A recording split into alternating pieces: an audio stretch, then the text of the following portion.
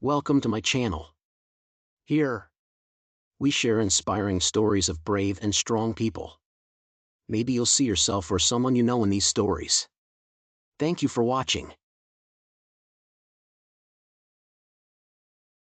The night shift at Harbor's Edge Veterans Hospital had always been routine for Emily Carter after 15 years as a nurse. She thought she had seen everything. Until discrepancies in shipments and the faint hum of private flights revealed something sinister. What began as quiet questions soon led Emily to a discovery that would shatter the hospital's facade and expose a powerful criminal network, now zip-tied to a chair in an abandoned warehouse. Surrounded by Victor Romano's ruthless crew, Emily's situation seemed hopeless. But Romano and his men had made one fatal miscalculation. They thought they were dealing with just a nurse. They didn't know Emily was married to Jack Carter, a Force Recon Marine, who specialized in tracking and neutralizing threats. Some mistakes you only make once, and underestimating a Marine's wife was about to be their last. Drop a comment and share where you're joining us from. If stories like this resonate with you, hit subscribe so you don't miss our next inspiring journey coming tomorrow. The hallway was quiet, the sterile scent of disinfectant lingering faintly in the air. Emily Carter, head nurse for the night shift at Harbor's Edge Veterans Hospital, adjusted the clipboard under her arm as she walked toward the supply storage area.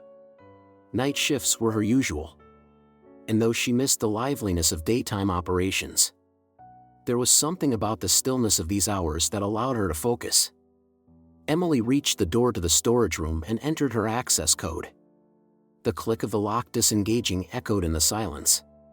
She pushed the door open and stepped inside, her sharp eyes scanning the rows of neatly stacked supplies. Tonight's task was a routine inventory check for a delivery that had arrived earlier, a task she performed with a precision that her colleagues sometimes teased her about. But Emily didn't mind. She took pride in doing her job right. The delivery crate in question sat in the corner, partially concealed by larger boxes of bandages and saline bags. The crate was marked with a large red sticker that read "Priority Medical Supplies." Emily frowned. It was unusual for priority shipments to come during the night shift. Typically, urgent deliveries were scheduled for daytime when more staff were available to process them. Emily walked over to the crate and crouched down. The red sticker looked new, almost too clean compared to the scuffed surface of the wooden crate. She checked the manifest clipped to the top. Orthopedic implants, it read, listing the crate's contents as surgical plates, screws, and similar equipment. She turned the clipboard to compare the shipment ID on the crate with the manifest. Her frown deepened. The ID didn't match the one listed on the digital log she'd checked earlier in her office. For a moment, she thought it might have been a clerical error, someone inputting the wrong number. But as she scrutinized the label further, she noticed that the handwriting in the signature box looked off, almost as if it had been deliberately scrawled to avoid recognition. Emily stood, glancing around the room as a faint unease crept into her chest. She felt it when something was wrong. 15 years of nursing had taught her to trust her instincts. And right now, they were telling her to pay closer attention. She walked back to the terminal in the corner of the room and pulled up the hospital's inventory system, logging in with her credentials. She searched for the shipment ID on the crate. Nothing. It wasn't registered in the system at all. Emily sat back in the chair, staring at the blank results on the screen. Her thoughts raced. Maybe the shipment hadn't been processed yet. Or perhaps someone had forgotten to log it. But that didn't explain the mismatched IDs or the suspiciously vague description on the manifest. She glanced back at the crate. Something didn't feel right. Emily stood and returned to the crate. She crouched down again, running her fingers lightly over the edge of the lid. It was nailed shut, but faint gaps at the edges suggested it could be pried open without much effort. She hesitated. Opening a sealed shipment without authorization wasn't standard protocol. And if this was all a misunderstanding, it could lead to unnecessary trouble. But what if it wasn't? Her internal debate was interrupted by a sound, faint but distinct. She froze, listening. Footsteps. Someone was walking down the hallway outside the storage room. Emily straightened quickly, her heart beating faster. The door to the storage room was still ajar. She walked to it, peering out into the corridor. A figure passed by, the dim overhead lights casting a long shadow on the floor. Emily recognized the uniform. It was one of the hospital's night security guards. He didn't look her way, continuing down the hall with measured steps. Still, there was something about the way he walked that caught her attention. It wasn't the casual, bored gait of someone doing routine rounds. There was a purpose in his stride, as if he were heading somewhere specific. Emily stepped back into the room and gently closed the door. The sound of the lock clicking into place gave her a small sense of reassurance. She returned to the crate, her mind racing with questions. Was she imagining things? Was this just a standard delivery that had been poorly documented? Or was there something else going on? She decided to document what she'd found so far. Grabbing a blank sheet from the clipboard, she jotted down the mismatched shipment ID, the lack of a system record, and her observations about the crate's condition. If this turned out to be something serious, she wanted a record of her findings. As she wrote, her thoughts wandered back to a similar situation from a week ago. Another late-night delivery. This time a batch of high-tech medical equipment had also arrived with irregular documentation. Emily had brushed it off at the time, chalking it up to an administrative error. But now, paired with tonight's delivery, it felt less like a coincidence.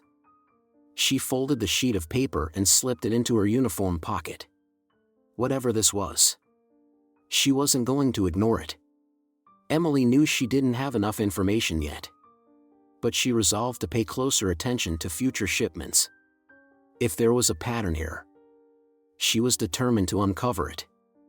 Her shift continued as usual, though her mind remained preoccupied. The unease she'd felt in the storage room lingered, and she couldn't shake the feeling that she'd stumbled onto something she wasn't supposed to see. The following evening, Emily Carter returned to Harbor's Edge with the events of the previous night still fresh in her mind. She made her usual rounds, checking on patients and ensuring medications were administered on schedule. But her thoughts kept drifting back to the suspicious crate. She hadn't mentioned it to anyone, not yet. Something about the whole situation felt too strange to share without more evidence.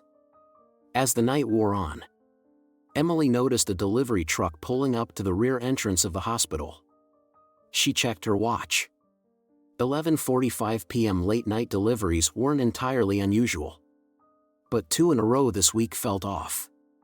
She stepped into the hallway, catching a glimpse of the truck as its driver unloaded a single crate onto a dolly.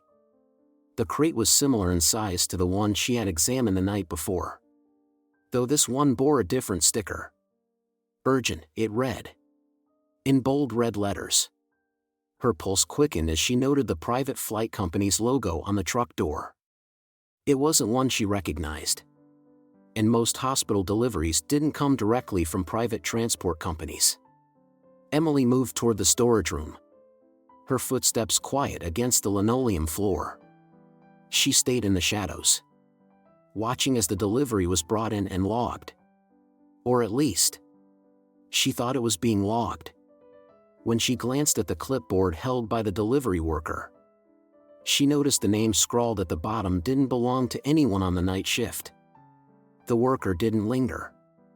As soon as the crate was deposited in storage, he turned and left without speaking to anyone. Emily hesitated, then approached the storage room door. She entered her coat and stepped inside, her stomach tightening as she approached the new delivery. This crate, too, had a manifest attached. Emily scanned it quickly, her heart sinking. The listed contents were marked as biological samples, but the details were vague. She flipped through the attached paperwork and found no laboratory requisition forms, which were standard for shipments like these. Her fingers brushed over the manifest's approval signature. It was messy, almost unreadable. She compared it to the signature from the previous shipment she had examined. They were similar, too similar. Both appeared to have been signed by the same hand, and both were illegible. Emily turned her attention to the crate itself. The metal clasps securing the lid were sealed tightly, but there was no tamper-evident tape.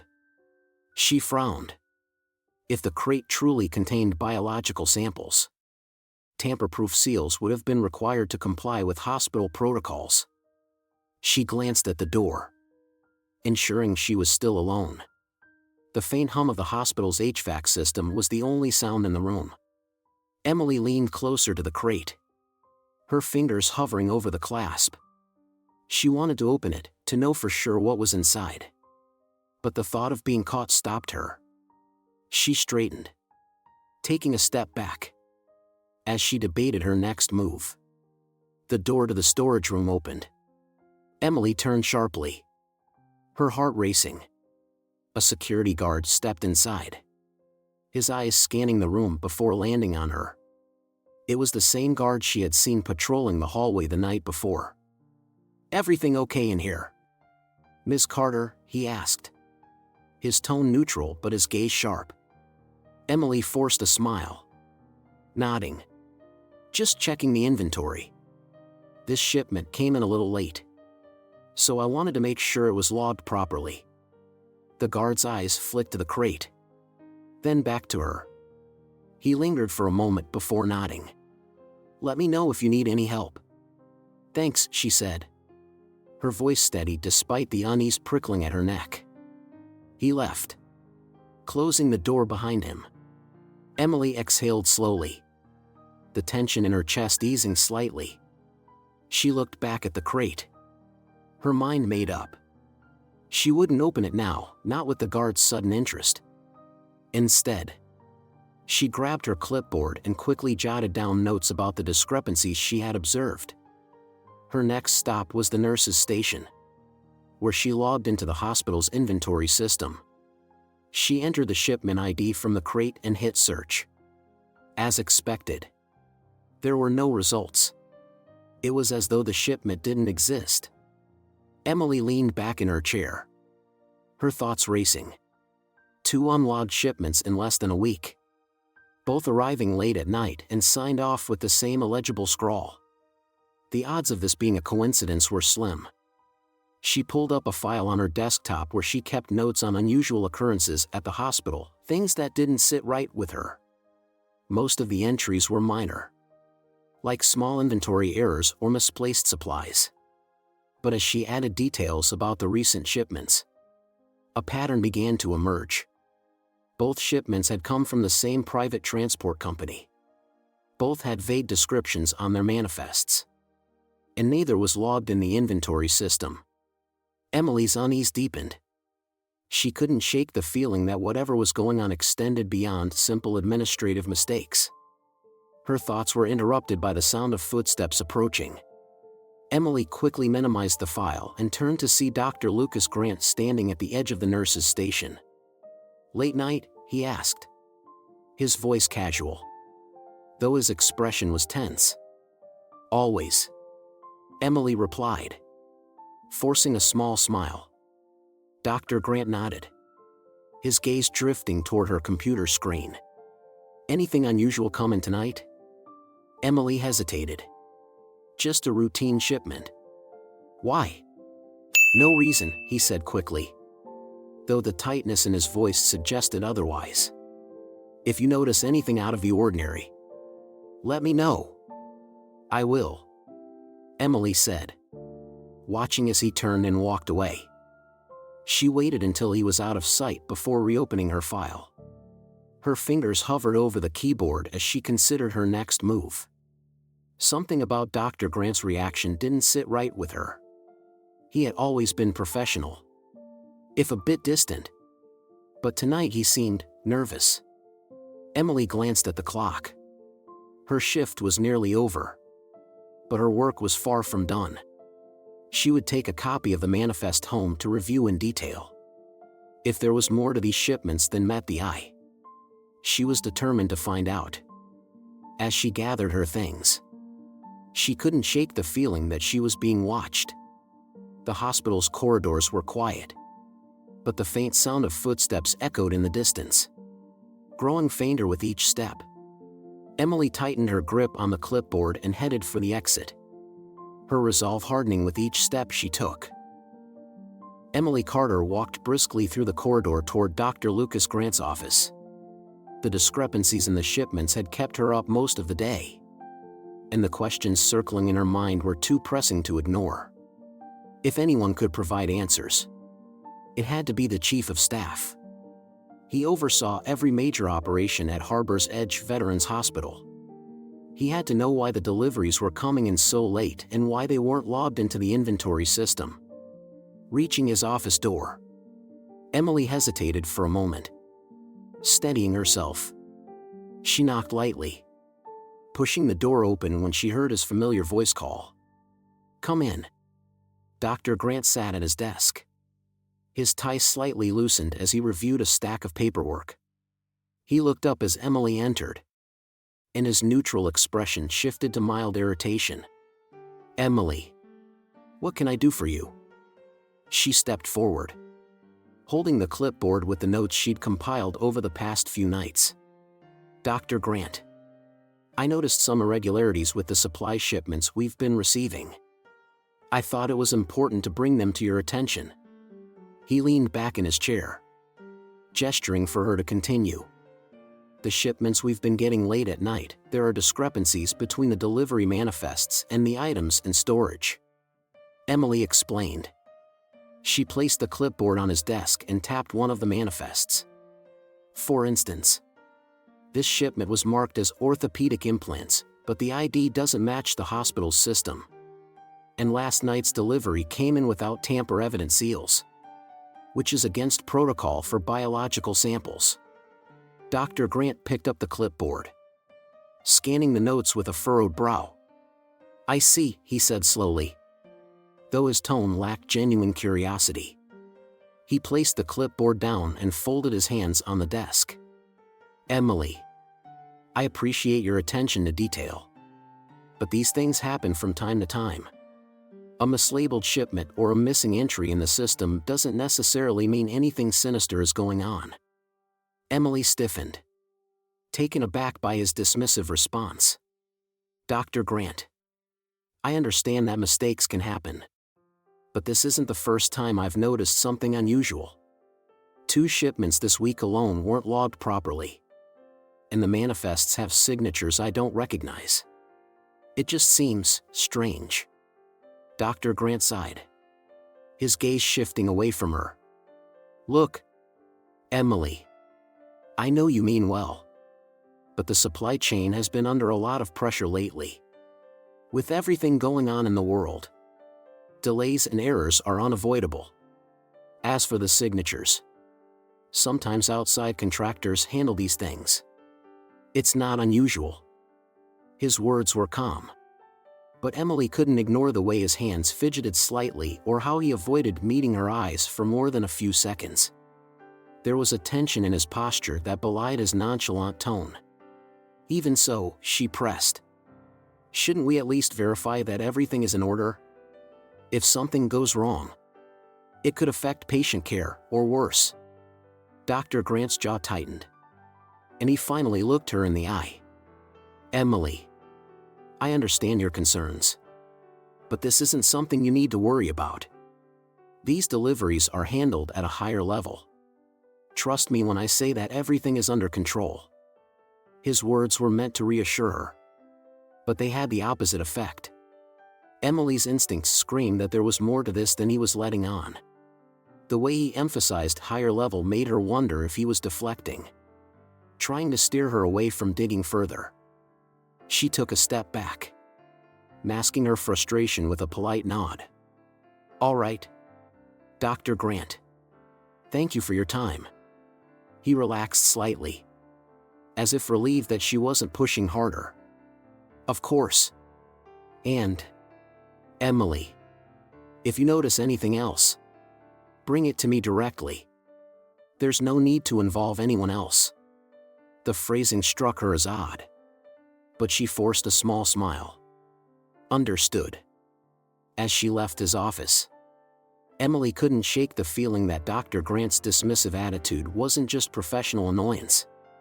There was something else, something guarded.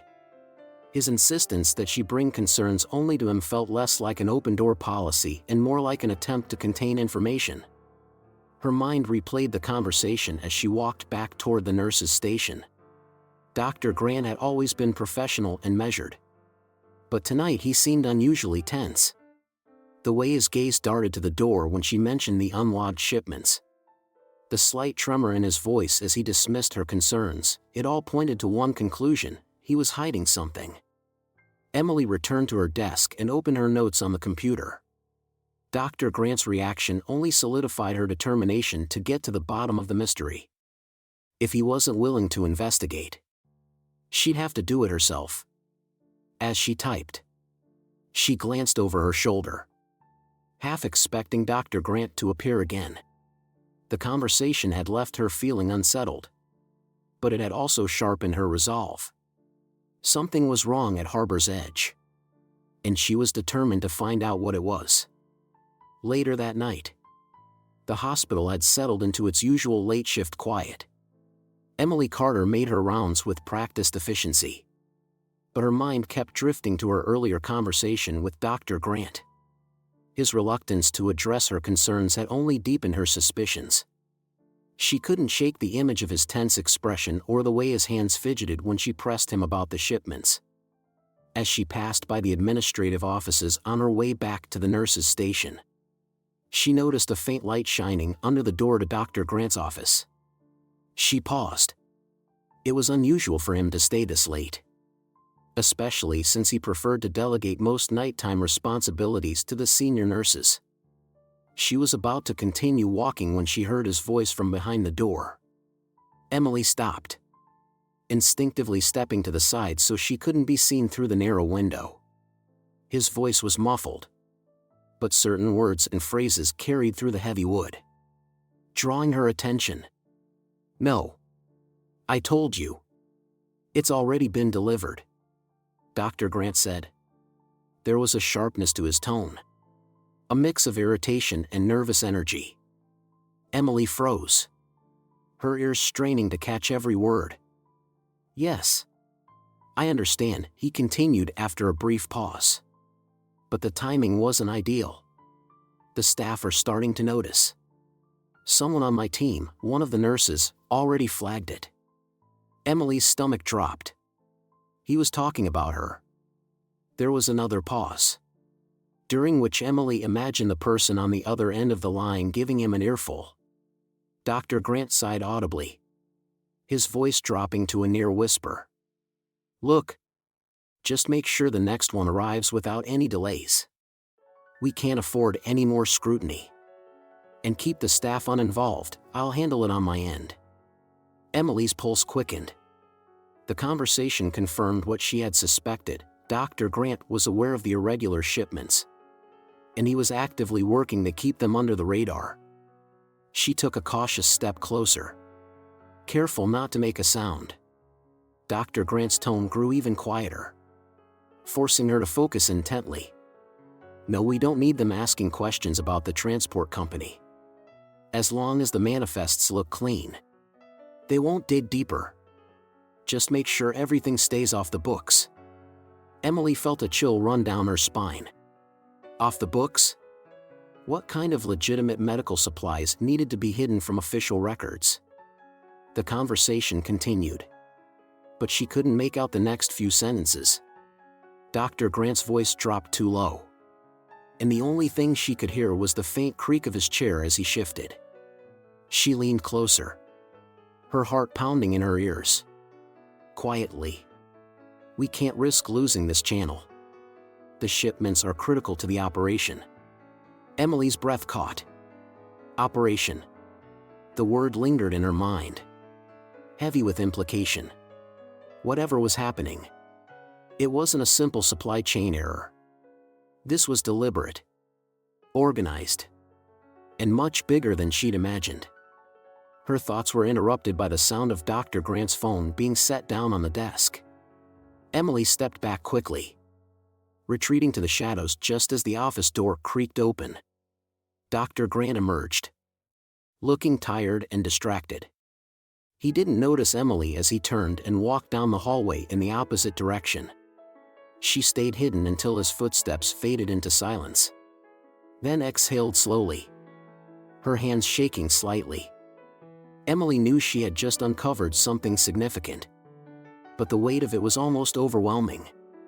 If Dr. Grant was actively covering up these shipments, how many other people at the hospital were involved? And what exactly were they transporting?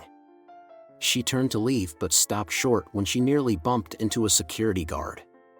It was the same one she had seen in the storage room the night before. The guard's eyes narrowed slightly, his expression unreadable.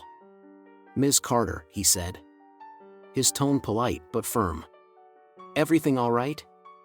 Emily nodded quickly, forcing a neutral expression. "Yes. I was just heading back to the nurse's station."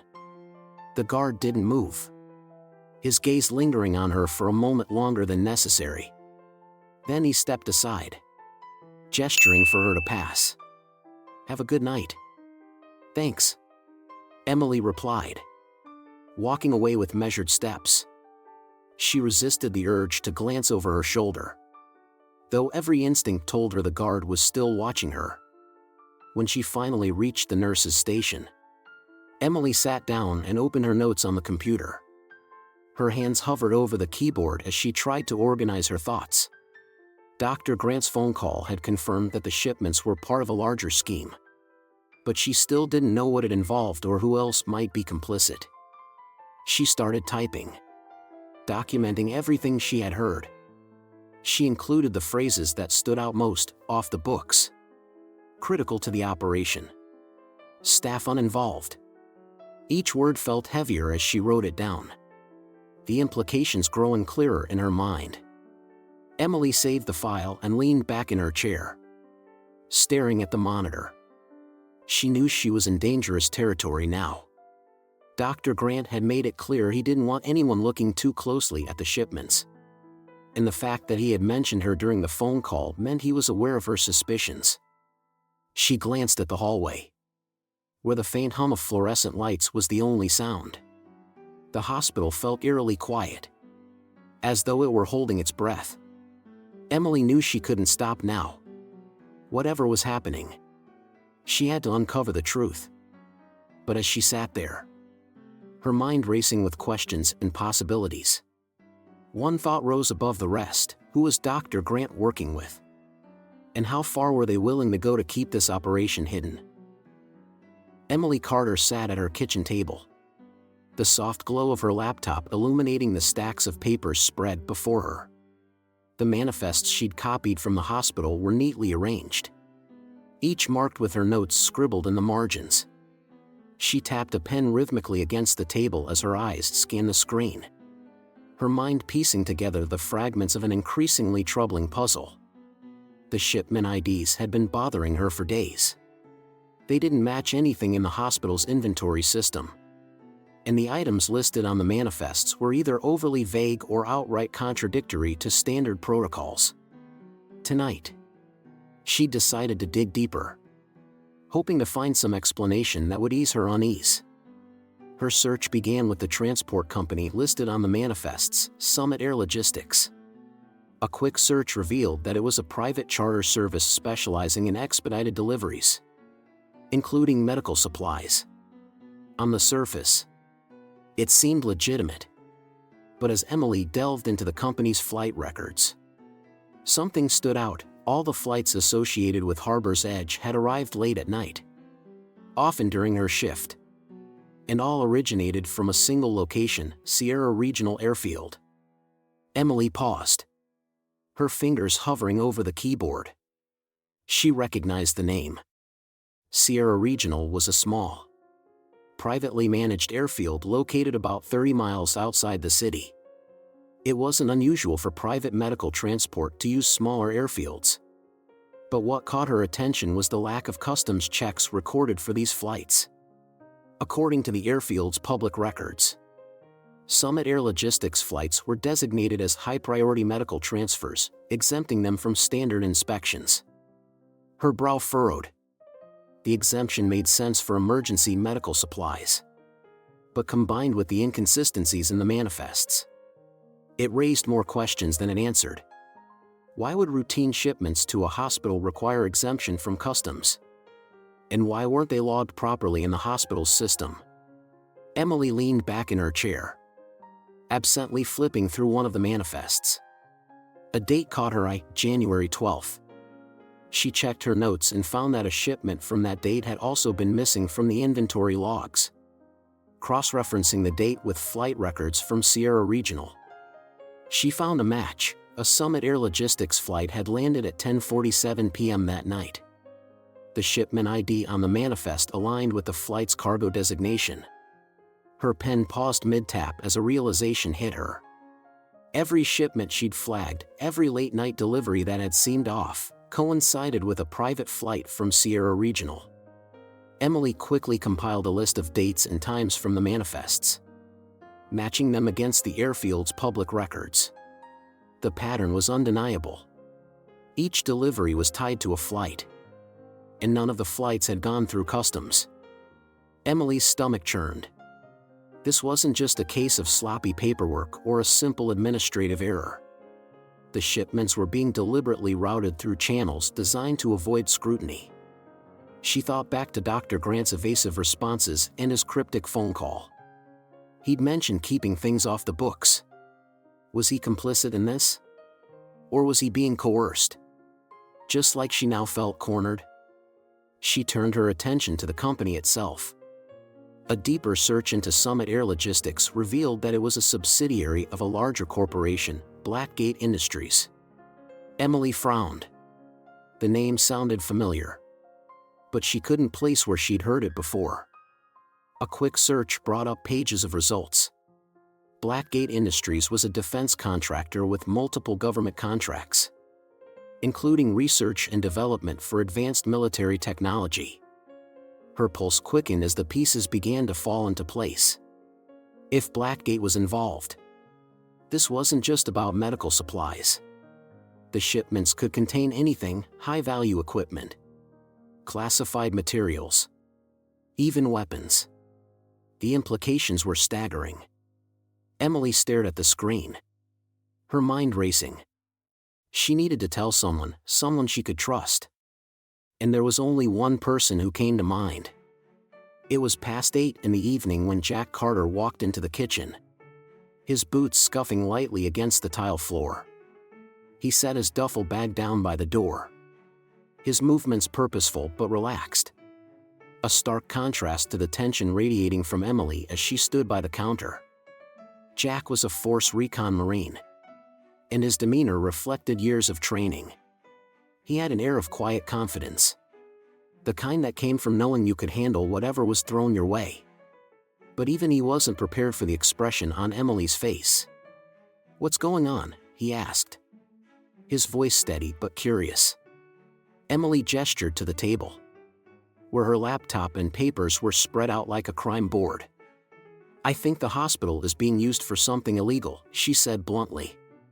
Jack's brows furrowed as he stepped closer, scanning the documents she'd laid out. "Illegal how?"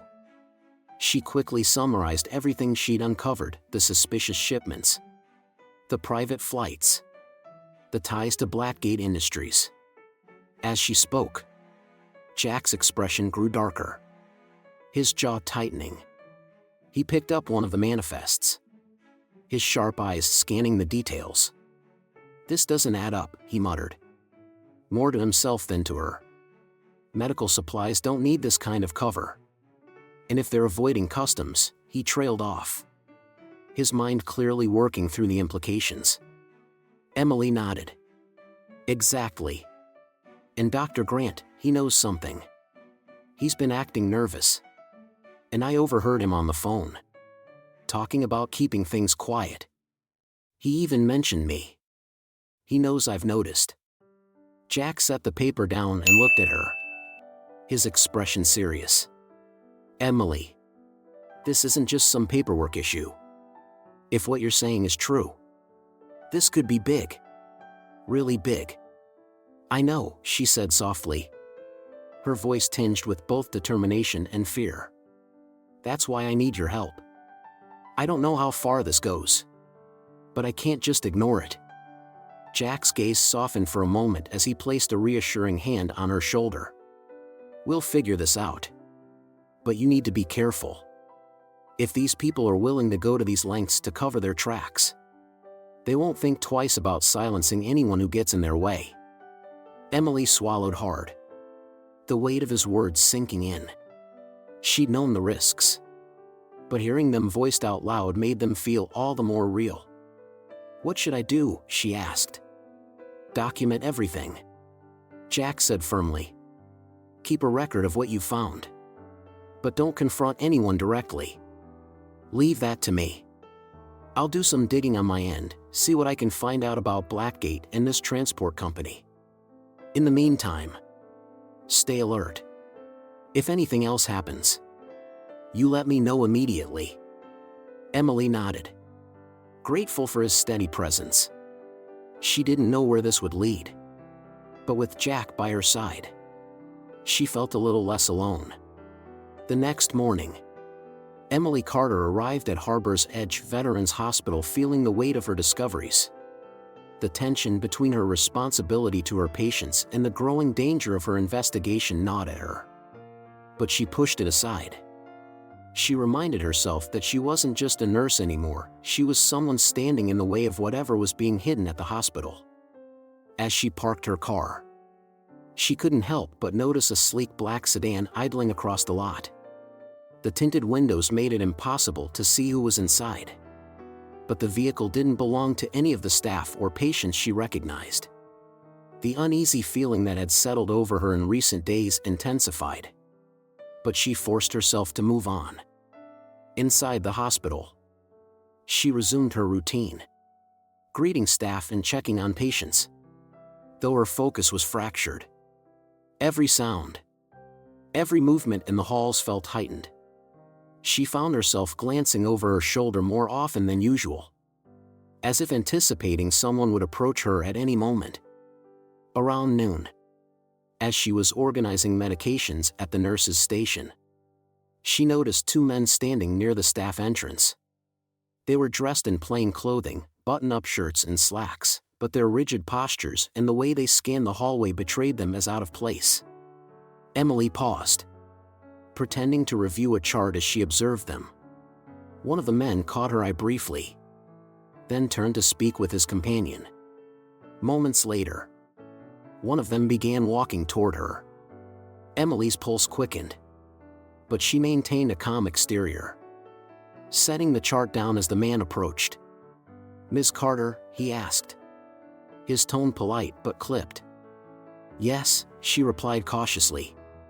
The man smiled, though it didn't reach his eyes. "I understand you've been taking an active interest in hospital operations. I just wanted to give you some friendly advice. Sometimes it's best to focus on your patients and let others handle the logistics." Emily's grip tightened on the edge of the counter. The words were spoken casually, but the implication was unmistakable. This wasn't a suggestion, it was a warning. "I'm just doing my job," she said evenly, refusing to let her voice waver. "Of course," the man said, his smile remaining fixed. "But for your own peace of mind, I'd suggest not overthinking things.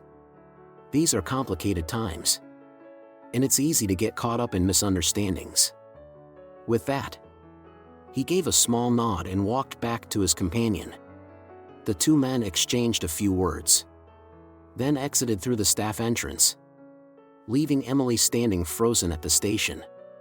Her hands were trembling as she stepped into the nearest empty room and closed the door behind her. She took a deep breath, trying to calm herself. It was one thing to suspect that something was wrong, it was another to be directly threatened. Her first instinct was to call Jack. But she knew he was in the middle of a meeting that morning. Instead, she pulled out her phone and sent him a brief text. "They know I'm looking into the shipments. Someone approached me. We need to talk tonight." By the time Emily finished her shift and arrived home, Jack was already waiting for her. He stood by the kitchen counter, his expression tense as he read over a printout of information about Summit Air Logistics and its parent company, Blackgate Industries. A laptop sat open next to him, displaying what looked like military procurement contracts. "What happened?"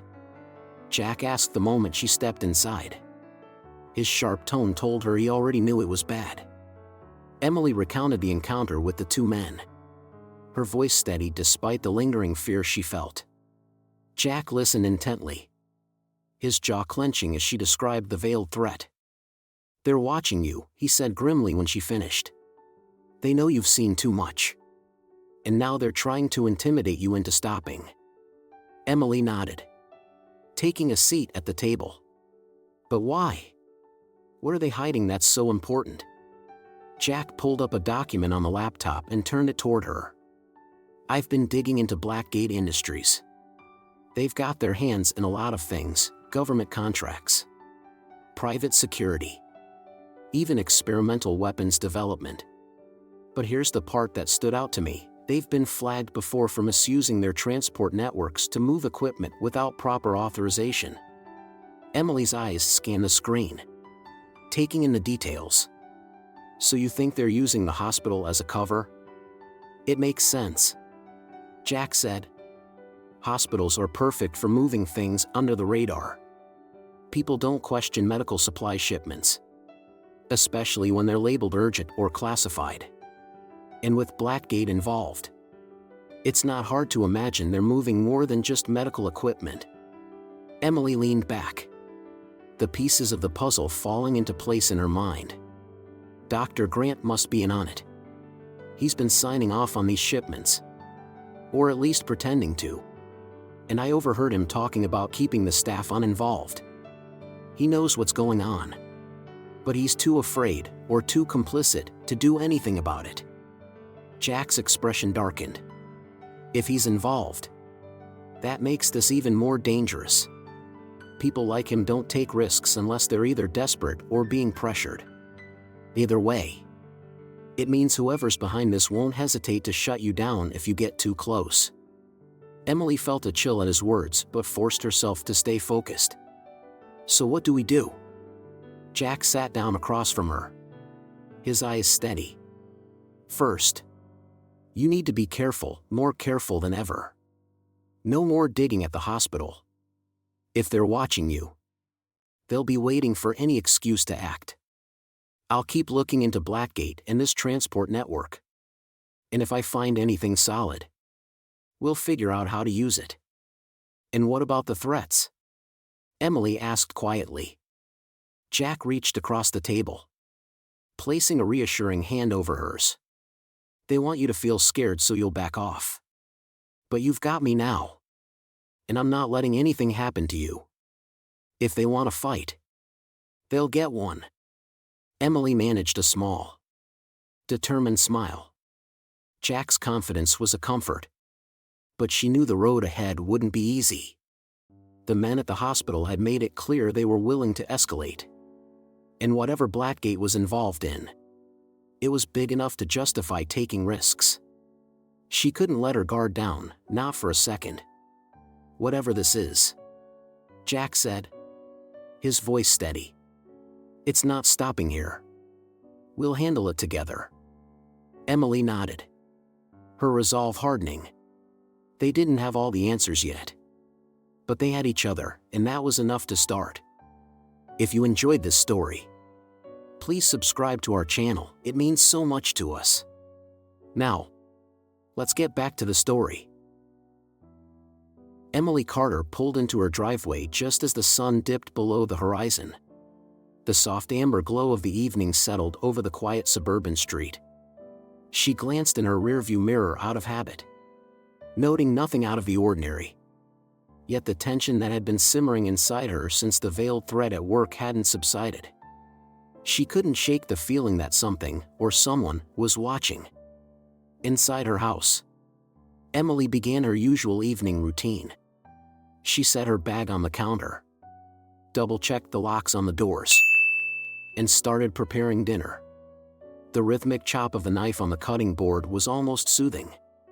A momentary distraction from the storm brewing around her. But the stillness of the house was unsettling. Every creak of the floorboards or rustle of the wind outside made her pause and listen. She was placing a pot on the stove when the sound of tires crunching gravel outside froze her in place. Peeking through the window, she saw a black SUV parked across the street. The engine idled, and the tinted windows revealed nothing of the occupants inside. Her heartbeat quickened. The knock on the front door came suddenly, sharp and deliberate. Emily's breath caught in her throat. She grabbed her phone from the counter and approached the door cautiously. Peering through the peephole, she saw a man standing on the porch. He was tall, broad-shouldered, and impeccably dressed in a dark suit. His hands were folded neatly in front of him, his expression calm but unyielding. Emily didn't open the door. "Who is it?" she called out, her voice steady despite the unease prickling her neck. "Good evening, Miss Carter," the man replied smoothly. "My name is Victor Romano.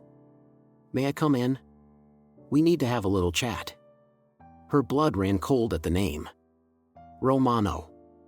She didn't respond, her mind racing. How did he know where she lived? How long had he been watching her?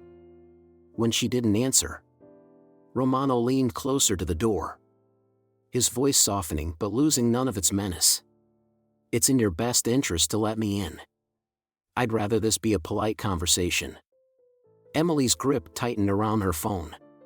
She silently backed away from the door, moving toward the kitchen.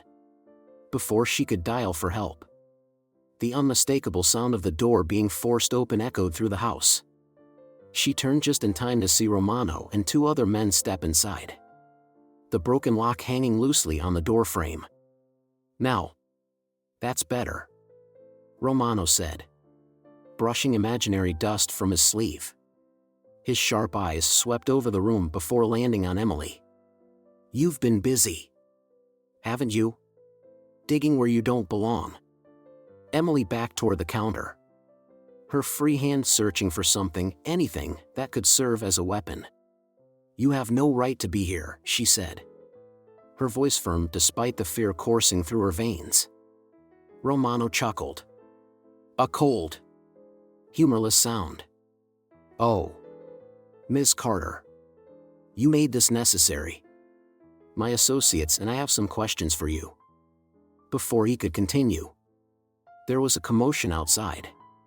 The sound of a car pulling up sharply and a door slamming shut reached Emily's ears. Romano's gaze flicked toward the front door just as another figure appeared in the doorway. Dr. Lucas Grant stood there, his face pale and his chest rising and falling as though he'd sprinted to the house. "Emily," he called out, his voice laced with urgency. "You need to." He didn't finish. One of Romano's men stepped forward, blocking his path. Dr. Grant raised his hands defensively, but it wasn't enough to stop the blow that sent him crashing to the ground. Emily cried out, instinctively taking a step forward. But Romano raised a hand, stopping her in her tracks. "Stay where you are," he said sharply. His calm demeanor slipped for the briefest moment, revealing the dangerous man underneath. Dr. Grant here thought he could interfere, but I assure you, he's not the one we're here for.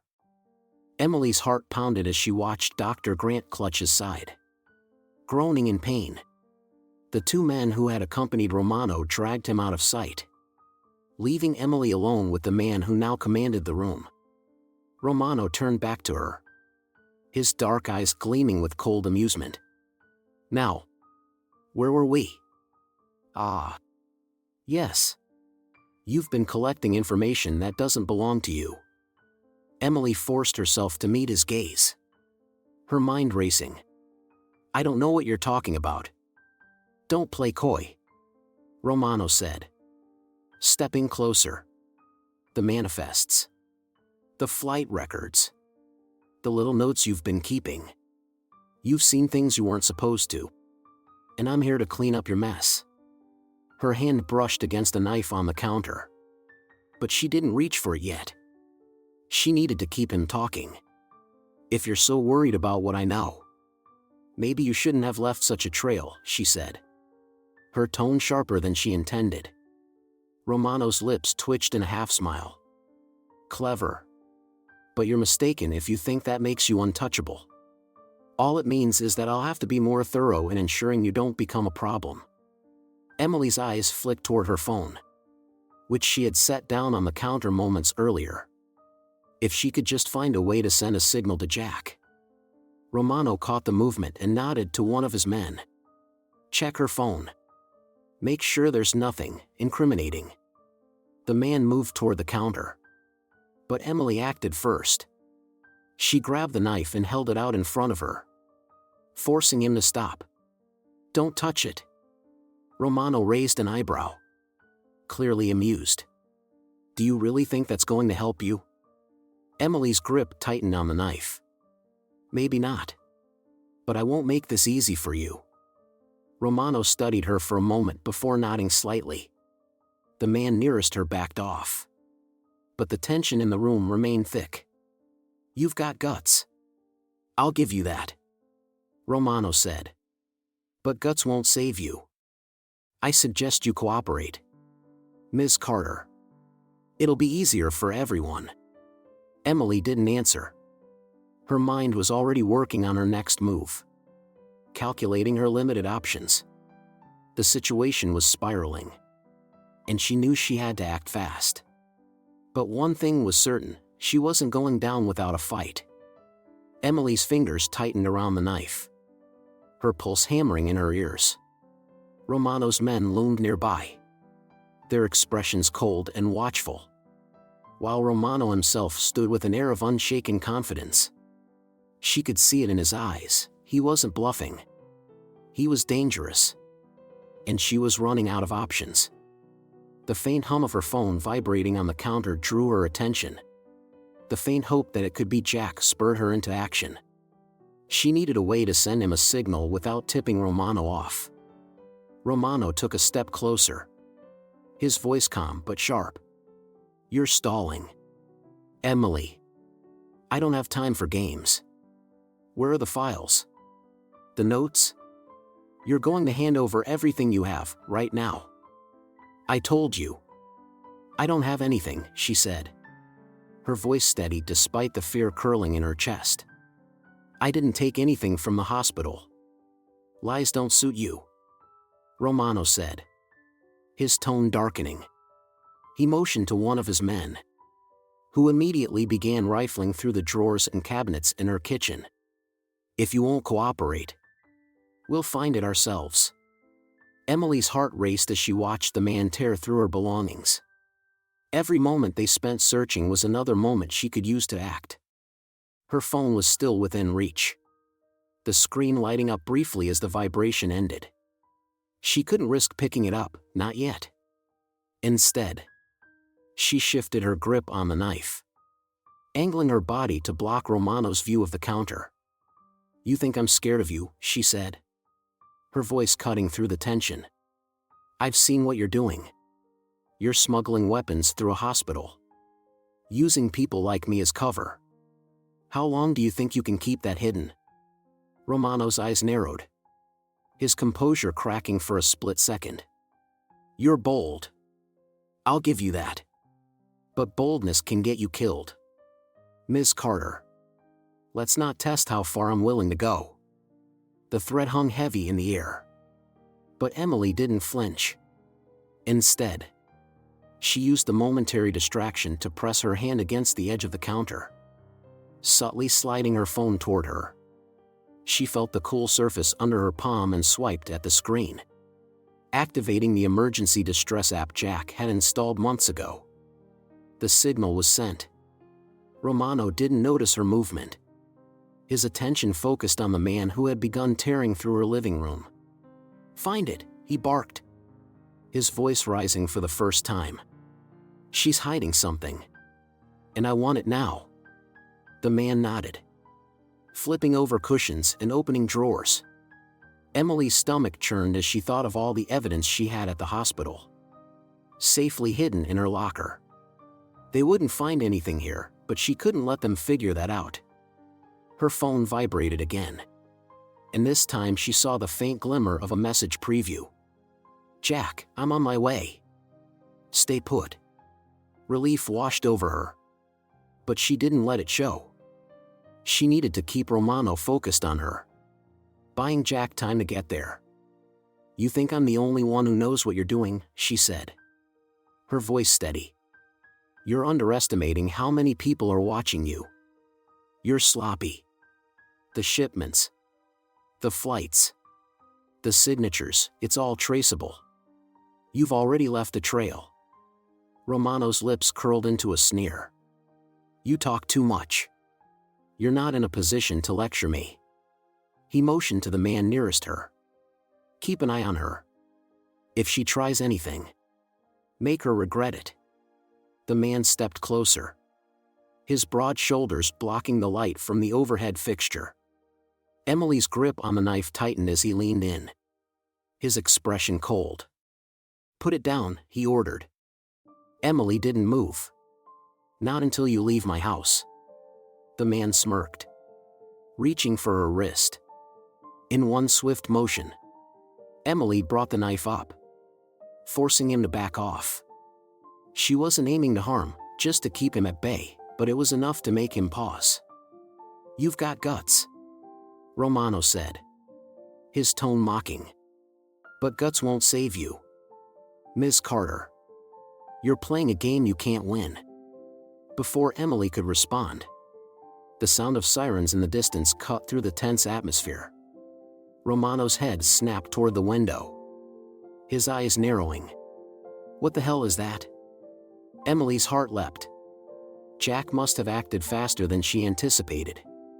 She didn't say a word, keeping her expression neutral as the wail of the sirens grew louder. Romano turned to his men, barking orders. "Get her out of here. Now." Emily's stomach lurched as one of the men grabbed her arm, yanking her toward the door. She struggled against his grip, her mind racing for a way to slow them down. "Let go of me," she shouted, twisting her body to make it harder for him to hold on. "Shut her up," Romano snapped, already moving toward the door. Emily dug her heels into the floor, forcing the man to drag her. Her free hand reached for the edge of the counter, knocking over a stack of dishes in the process. The loud crash startled the man enough for her to pull free. But her victory was short-lived. Another man grabbed her from behind, pinning her arms to her sides. She kicked out, her foot connecting with the edge of the table. The sudden motion caused the man holding her to stumble. But he didn't let go. Romano turned, his expression a mix of fury and frustration. "Enough," he shouted. "Get her in the car. Now." The sirens were almost on top of them, the flashing lights visible through the window. Emily struggled harder, but the man holding her was too strong.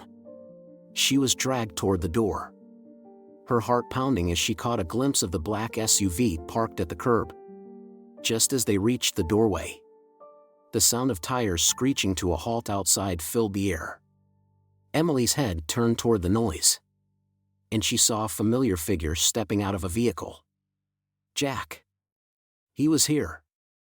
Jack Carter sat in the briefing room at Naval Station Norfolk, surrounded by a half-dozen senior officers discussing the details of their latest operation. The air was tense, as it always was in meetings like this. But Jack's mind was elsewhere. Something about the past few days hadn't felt right. Emily's texts had been brief but unsettling,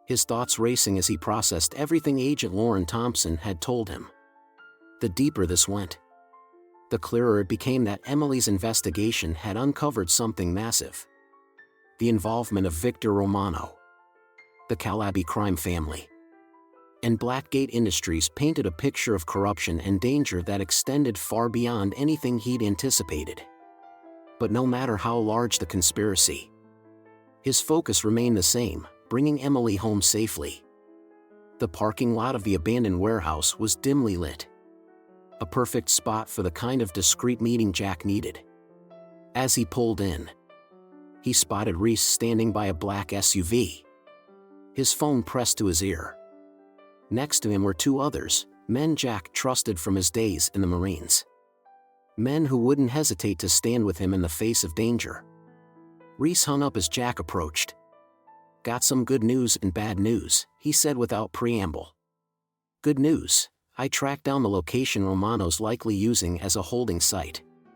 It's a warehouse on the outskirts of town, near the rail yard.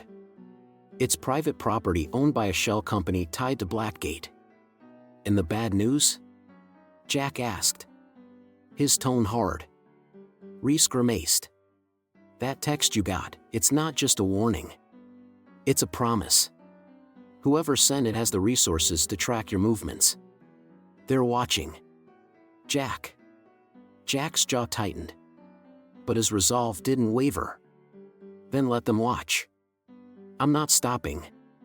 One of the men standing nearby, Davis, stepped forward. "You know we're with you. But this is bigger than anything we've faced before. If Blackgate's involved, they'll be ready for us. They won't be ready for me," Jack said sharply. "This is personal now. They crossed a line when they took Emily." Reese nodded, his expression grim but determined. "Then let's get to work. Here's what we know about the warehouse."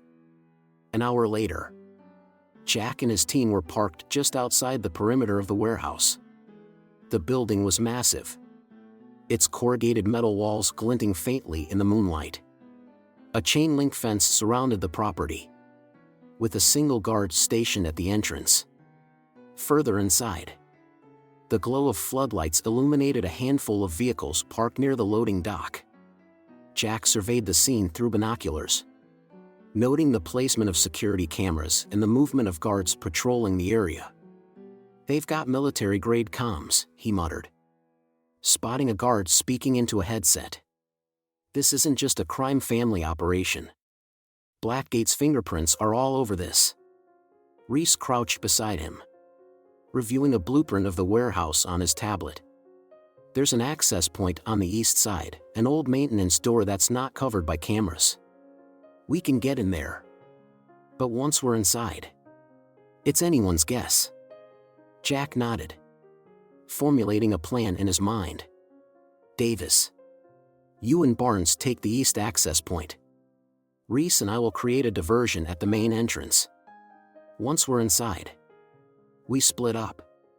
Priority 1 is finding Emily. Priority 2 is gathering evidence. If we can get proof of what they're doing here, we'll take it to Thompson and blow this thing wide open." The men nodded, their trust in Jack evident in their expressions. They'd followed him through worse odds before, and they weren't about to back down now. Jack and Reese approached the main entrance, staying low to avoid detection.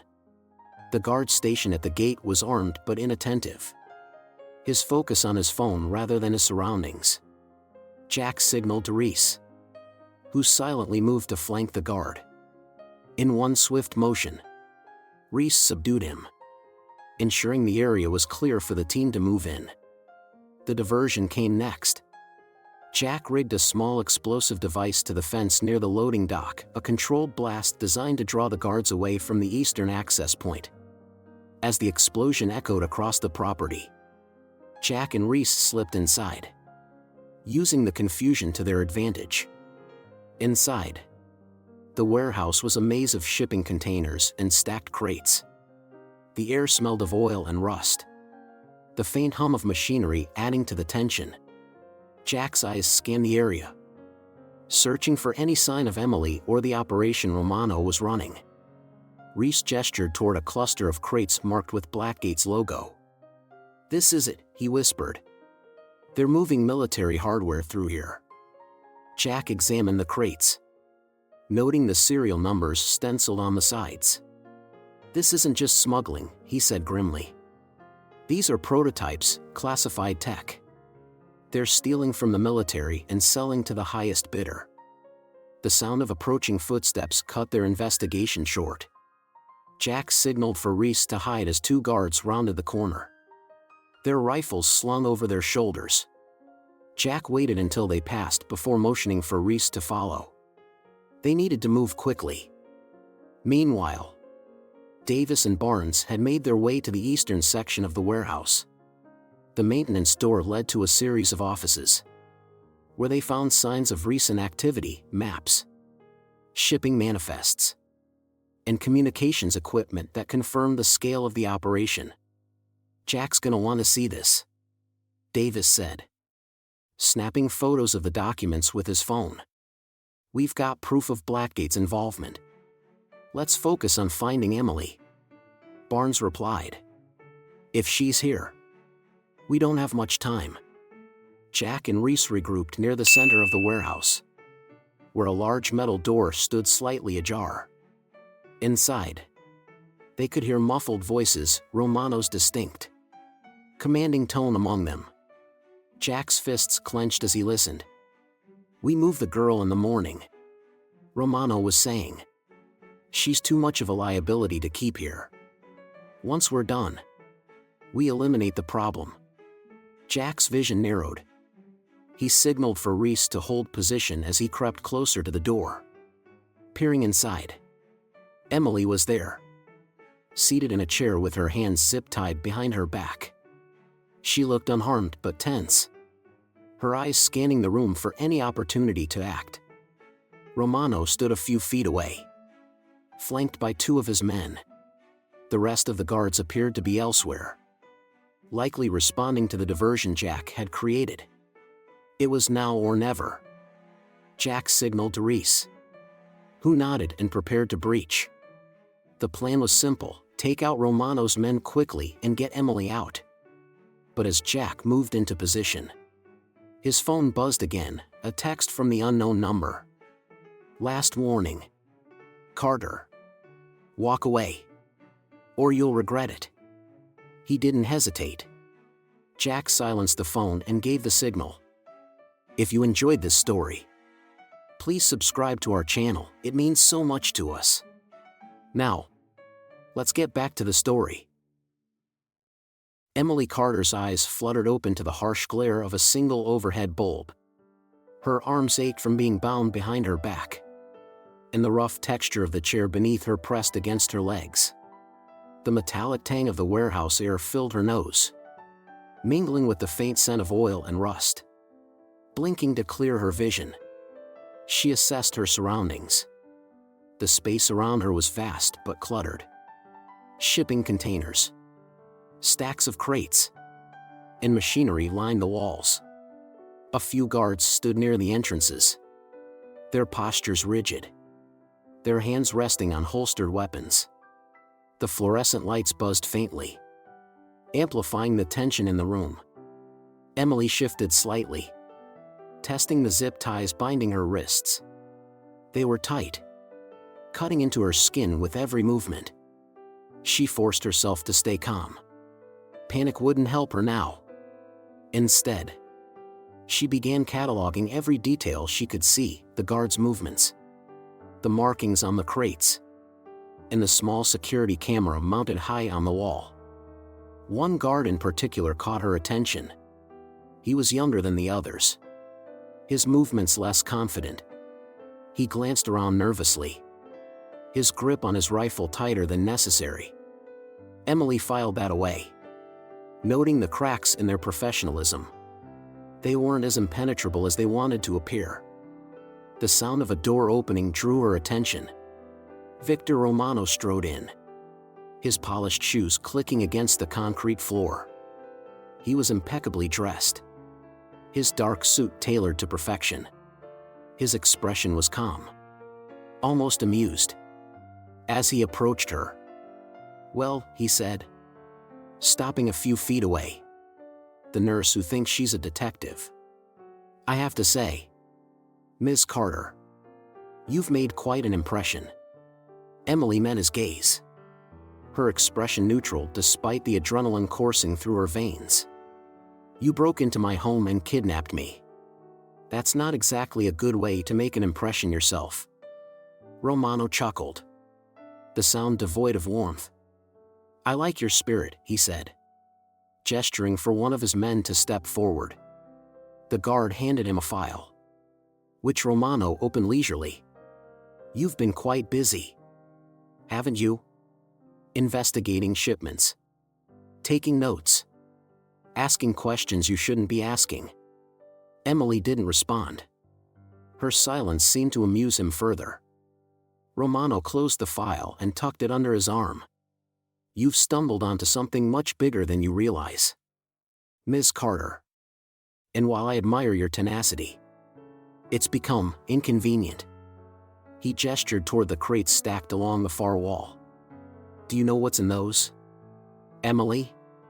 "Medical supplies," she said flatly, knowing it wasn't true. Romano smirked. "Medical supplies," he repeated, his tone mocking. "That's a good one. But you're smarter than that, aren't you? You've already figured out that these shipments are anything but." Emily's eyes flicked to the crates, noting the faded Blackgate Industries logo stenciled on the side.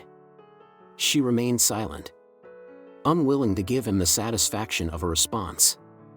Romano leaned closer, his voice dropping. "This warehouse is just one piece of a very lucrative operation. We're talking about billions of dollars, powerful people, and connections you can't even begin to imagine. And you, Ms. Carter, have been sticking your nose where it doesn't belong." Emily stared at him, her expression unflinching. "If it's so lucrative, why are you so worried about me? You're the one who looks scared." The faintest flicker of irritation crossed Romano's face before he regained his composure. He straightened, glancing toward his men. "She's got a sharp tongue, doesn't she?" he said, eliciting a few chuckles from the guards. But Emily noticed something else. The younger guard, the one who'd caught her attention earlier, shifted uncomfortably. His eyes darted toward the crates, then to Romano, as if questioning the conversation he was overhearing. Romano returned his attention to Emily. "Here's the deal," he said. "You cooperate with me, tell me everything you know. Hand over any evidence you've gathered, and this can end peacefully. You get to go back to your little life as a nurse. And we pretend this never happened." Emily's lips pressed into a thin line. "And if I don't?" Romano's smile faded. "If you don't, things will get unpleasant." The room grew silent, the weight of his threat hanging in the air. Emily forced herself to breathe steadily, her mind racing. She needed to buy time, to find a way to exploit the cracks she'd already seen. "I've got nothing to give you," she said, her voice steady. "Whatever you think I have, you're wrong." Romano stared at her for a long moment, his expression unreadable. Finally, he stepped back and gestured for one of his men. "Keep her here. She'll come around eventually." As he turned to leave, Emily's eyes caught the younger guards once more. He looked away quickly, but not before she saw the doubt in his expression. It was a small crack, but it was there. As the door closed behind Romano, Emily's gaze shifted to the crates once more. She couldn't see what was inside, but the markings and labels hinted at something far more dangerous than medical supplies. Her instincts told her that whatever was in those crates was at the heart of the operation, and she needed to find out what it was. Emily sat quietly, her wrists aching from the zip ties. She shifted slightly, trying to ease the discomfort while keeping her expression calm. The guards standing nearby glanced at her occasionally but kept their distance. Her mind was racing, piecing together everything she'd seen and overheard. The logo on the crates, the tension in the guards' faces, there was more at stake here than she had realized. The door swung open, and Victor Romano returned. His movements deliberate and controlled. He carried a chair, setting it down directly across from her. Sitting, he leaned forward, his sharp eyes boring into hers. "You're quite the enigma, Ms. Carter," he said, his tone smooth. "Most people in your position would be begging for a way out by now. But not you. You're different." Emily met his gaze without flinching. "I've seen your type before. Men who think they're untouchable because they hide behind money and power. You're not as different as you think." Romano smirked, amused by her defiance. Bold words for someone who doesn't fully understand the game she's playing. "Then enlighten me," Emily said, tilting her head slightly. "What's the endgame here? What's so important that you'd go to all this trouble to shut me up?" Romano leaned back, his hands resting casually on the arms of the chair. "You're persistent. I'll give you that. Maybe you deserve a little clarity." He gestured toward the rows of crates lining the warehouse. "Those crates hold the future. Military-grade weapons, experimental technology, tools that will reshape power dynamics across the globe." Emily's stomach churned, but she kept her expression neutral. "And you're just a benevolent distributor, I suppose?" Romano chuckled. "Hardly. But let's not pretend the world runs on ideals, Ms. Carter. It runs on leverage. And that's what we provide. Weapons, prototypes, combat intelligence, all of it flows through us to the highest bidders. In the hospital?" Emily pressed. "You're using it to move this leverage?" "Smart girl," Romano said. "Hospitals are perfect. They're trusted institutions. Always receiving shipments. Always sending them out. No one questions a box marked medical supplies. Add in a few compromised officials, and you've got the perfect pipeline." Emily's jaw tightened. "And the casualties? How many innocent people have paid the price for your leverage?" Romano's smile faded, replaced by an indifferent shrug. "Collateral damage. An unfortunate but necessary reality." Her fists clenched behind her back, but she forced herself to stay composed. "You say all this like it's something to be proud of. But I see it for what it is, greed, wrapped in a thin veil of justification." Romano leaned forward, his smile returning, though it didn't reach his eyes. "And yet, despite your moral high ground, you're still here. You're not in control, Ms. Carter." "I am." He stood, pacing slowly around her. "But I'm a reasonable man. You have skills, knowledge of the hospital systems, and access to the people we need. Work with me, and you'll find this arrangement can be mutually beneficial." Emily snorted, her defiance clear. "You think I'd ever help you? You've underestimated me, Mr. Romano." Romano stopped behind her, his voice low and dangerous.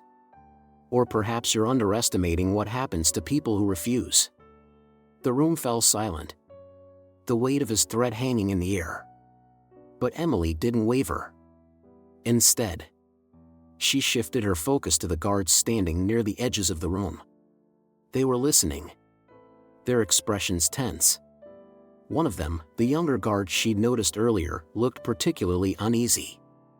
His hand rested on his rifle, but his grip was loose, his eyes darting between Emily and Romano.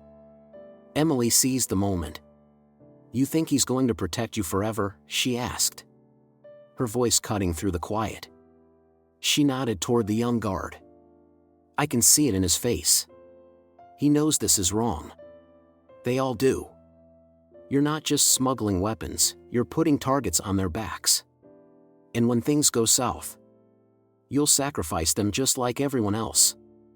Romano's expression hardened. But he said nothing. The younger guard shifted uncomfortably, his brow furrowing. You think you're untouchable? Emily continued. Her gaze locked on Romano. But loyalty built on fear doesn't last. It crumbles. And when it does, you'll be the one left standing in the rubble. Romano stepped closer, his jaw tight. You're testing my patience, Ms. Carter. Good, she shot back. Because I'm just getting started. The tension in the room was palpable. Romano turned to the guards, his tone sharp. Keep an eye on her. If she so much as moves, make her regret it. He stormed out of the room, leaving Emily alone with the guards. She sat quietly, her pulse racing but her mind focused. The seeds of doubt were planted, she could see it in their eyes. It wasn't much, but it was a start. The younger guard glanced at her, his expression conflicted. Emily met his gaze, offering a faint, knowing smile. She didn't need to say anything else. The cracks were already forming, and she intended to use them to her advantage. The minutes stretched into hours. Or so it felt to Emily as she sat restrained in the cold warehouse. Her body ached, but her mind remained sharp, piecing together every detail she'd overheard. The guards near her whispered in low tones, their voices barely audible. She strained to listen, catching snippets of their conversation. She's got a point. You know, the younger guard said quietly. His voice was tense, filled with uncertainty. This doesn't feel right. Keep your mouth shut, the older guard snapped, though there was an edge of unease in his tone as well. We're just doing our job. Yeah. But whose job? The younger guard shot back. We're not soldiers anymore. This isn't a mission, it's a crime. Emily kept her expression neutral. But inside, she felt a spark of hope. The tension among the guards was palpable, their loyalty to Romano already starting to fray. She filed that away for later, knowing it could be a critical opportunity. The sound of footsteps echoed through the warehouse, and Emily quickly shifted her focus. A pair of guards passed by, wheeling a large crate toward the far side of the room. She tilted her head slightly, trying to make out the stenciled writing on the side of the crate. Her stomach sank as she read the words, experimental weaponry, property of Blackgate Industries. Her worst fears were confirmed. This wasn't just about smuggling weapons, it was about military-grade prototypes. The kind of technology that could shift the balance of power in any conflict. And they were selling it to the highest bidder, regardless of the consequences. One of the guards stopped near the crate, speaking into a handheld radio. Shipment confirmed. ETA for transport is 2 hours. Package is secure. Emily's mind raced. A transport was coming, and whatever was in that crate would soon be out of reach. She needed to find a way to stop it, or at least ensure that the evidence didn't disappear along with it. The guards continued their conversation, oblivious to her listening. Heard they've been testing this stuff in real-world scenarios, one of them said. Conflict zones. Urban areas. Civilian casualties. But Romano says it's worth it for the data. The words hit Emily like a punch to the gut. Civilians were dying so these weapons could be tested. Families torn apart. Lives destroyed, all for profit. Her hands clenched into fists behind her back, the zip ties cutting into her wrists as anger surged through her. How much longer are we supposed to pretend this is okay? The younger guard asked, his voice barely above a whisper. This isn't what I signed up for. You didn't sign up for anything, the older guard replied, though his voice lacked conviction. You got paid. Just like the rest of us. Now keep quiet and do your job." Emily's gaze darted between the guards and the crate. The doubt spreading among them was clear, and she knew she had to exploit it. But first, she needed more information, something concrete to expose the full extent of the operation. As the guards moved away, Emily's attention shifted to a stack of papers sitting on a nearby table. Maps, manifests, and documents were scattered across the surface, some bearing the Blackgate logo. She couldn't read them from where she sat, but she could see enough to recognize their importance. Those papers held the answers she needed. The door opened again, and Romano entered with 2 of his men. He approached Emily, his expression colder than before. "Comfortable?" he asked mockingly. Emily stared at him, refusing to dignify the question with a response. Romano smirked, pacing in front of her. "You're a smart woman, Ms. Carter. But intelligence without power is meaningless. You've seen what we're capable of. You've heard the whispers. You know the scale of what we're doing here. And yet, you still think you can stand against us?" Emily's voice was steady as she replied, "You're wrong. It's not about standing against you, it's about exposing you. People like you always think you're untouchable. But every empire falls. Romano. Yours will too."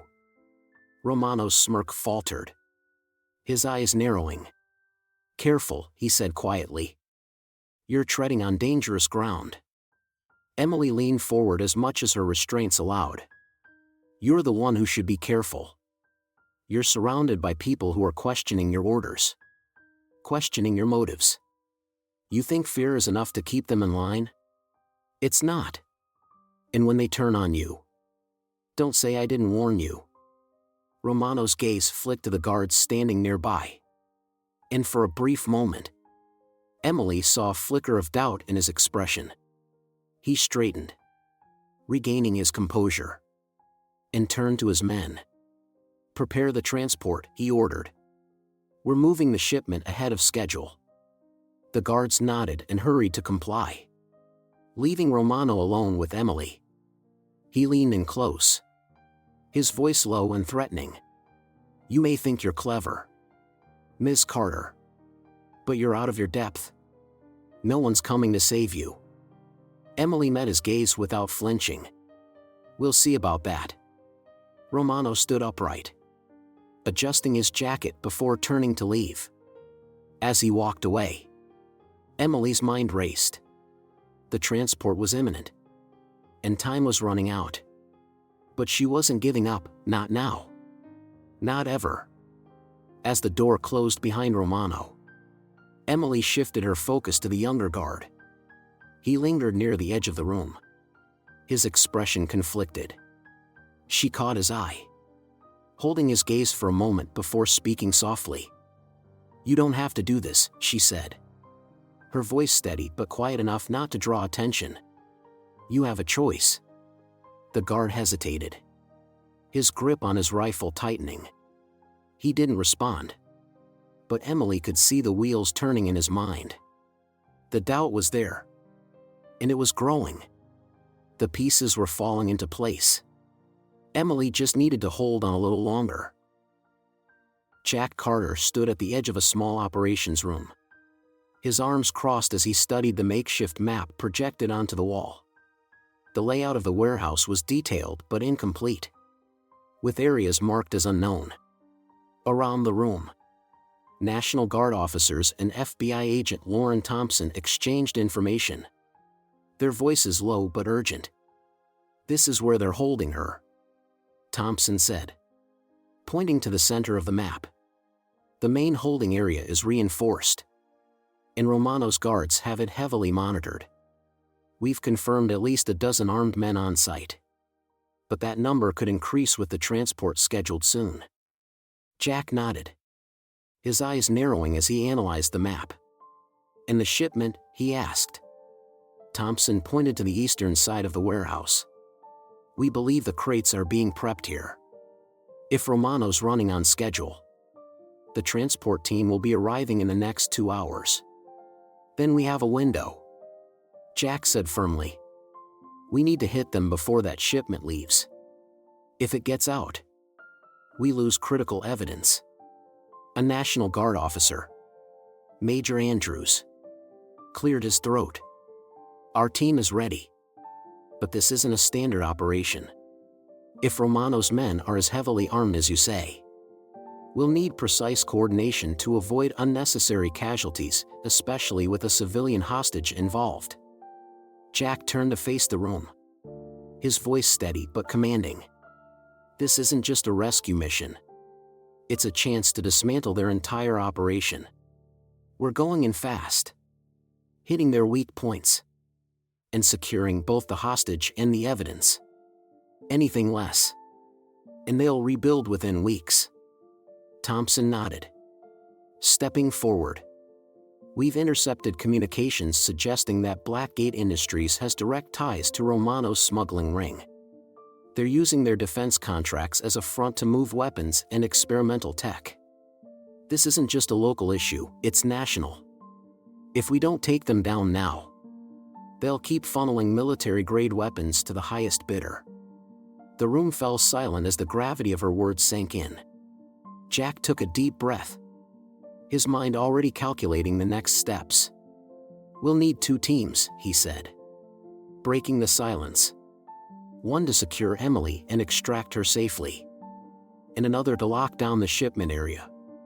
If we can capture Romano and his men, even better. But the priority is Emily and the evidence. Major Andrews gestured to the map. We can position Team Alpha here, he said, pointing to the southern entrance. They'll breach and secure the hostage. Team Bravo can come in from the east to neutralize the shipment operation. It'll be tight, but with the right timing, it's doable. Jack nodded, appreciating the Major's practicality. I'll lead Team Alpha, he said. Emily's safety is my responsibility. Thompson raised an eyebrow. You sure that's a good idea? Carter? You're too close to this. Jack's gaze hardened. That's exactly why I need to be there. No one knows how to handle her better than I do. The room was quiet for a moment before Thompson relented. All right. But you stick to the plan. We can't afford anyone going rogue. Understood. Jack said, his tone leaving no room for argument. As the meeting continued, the team began to flesh out the details of the operation. Thompson provided additional intelligence on Romano's guards, noting their shift rotations and the locations of surveillance equipment. The National Guard officers outlined the breaching techniques they would use to avoid detection for as long as possible. Jack remained focused, his mind running through every possible scenario. He couldn't afford to make a single mistake, not with Emily's life on the line. As the conversation shifted to contingency plans, Thompson approached him quietly. There's something else you need to know, she said, her voice low. We've traced some of the smuggling routes back to Blackgate's military contracts. They're diverting shipments meant for overseas deployments and rerouting them through private channels. It's how they've been able to move so much without raising red flags. Jack frowned, his jaw tightening. And no one caught this earlier? They've covered their tracks well, Thompson admitted. They've got people in high places protecting them. Military officials, government contractors, it's a web. Carter, taking down Romano is just the start. Her words fueled Jack's determination. If what she was saying was true, the corruption ran deeper than he'd imagined. It wasn't just about Emily anymore, it was about exposing the entire network and ensuring no one else suffered because of it. We'll deal with them, Jack said firmly. One step at a time. As the meeting wrapped up, Jack stood at the center of the room, addressing the assembled team. This isn't just another mission, he said, his voice steady but intense. We're going up against an operation with resources, connections, and a lot to lose. They'll fight hard to protect what they've built. But we're stronger, faster, and smarter. We've got the element of surprise. And we've got each other." He paused, meeting the eyes of each person in the room.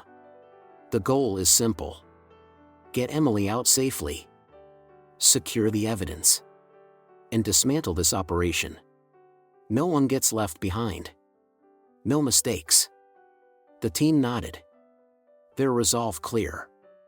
The plan was in motion, and the clock was ticking. Jack's focus sharpened as he prepared for what lay ahead. He didn't know exactly what they would face inside that warehouse, but he was ready for anything. The operational plans were nearly finalized when Agent Lauren Thompson's phone buzzed.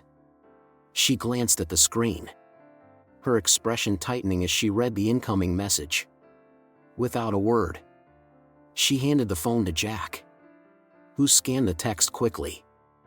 The message was brief but chilling. "Intercepted comms suggest active military personnel providing support to Romano's operation. Proceed with caution." Jack's grip on the phone tightened as he handed it back to Thompson. "How deep does this go?" he asked. His tone clipped. Thompson sighed, pulling up additional files on her laptop.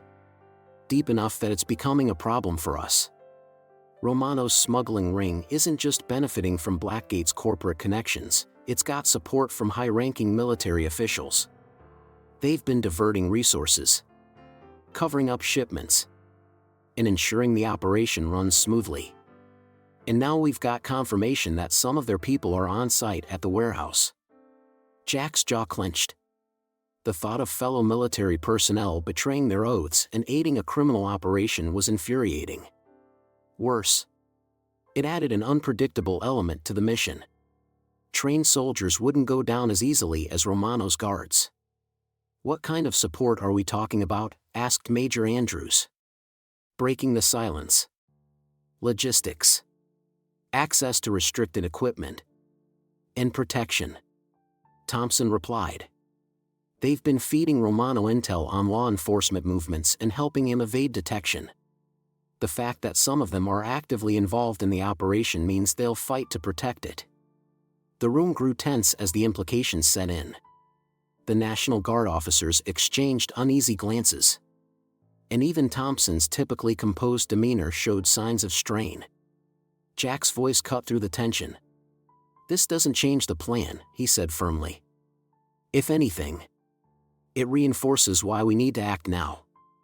Every minute we delay gives them more time to cover their tracks and move the evidence." One of the officers, Captain Ramirez, frowned. "With respect, Carter, this complicates things. If they've got military personnel on their side, they'll be better equipped and better trained than we anticipated. We're walking into a hornet's nest." Jack met Ramirez's gaze without flinching. "I'm not underestimating them, Captain. But we've faced worse odds before. The key is to stay disciplined and execute the plan. We don't need to beat them outright, we just need to disrupt their operation long enough to get Emily and the evidence out." Thompson nodded, her voice steadying. "Jack's right. We have the element of surprise, and that gives us an advantage. But we'll need to be surgical in our approach. No unnecessary risks." As the team finalized the details, Jack reviewed the intercepted communications provided by Thompson. The messages painted a clear picture of how deeply the corruption had spread. High-ranking officers were referenced by code names, their involvement shielded by layers of bureaucracy. Jack's stomach churned as he read one message in particular. "Ensure the shipment reaches its destination. Any interference will be dealt with swiftly. We have assets on site to handle problems." The word assets sent a chill down his spine. It was a clinical way to refer to soldiers who had betrayed their oaths for personal gain. He wondered how many of them were fully aware of the operation's impact, of the lives lost because of their actions.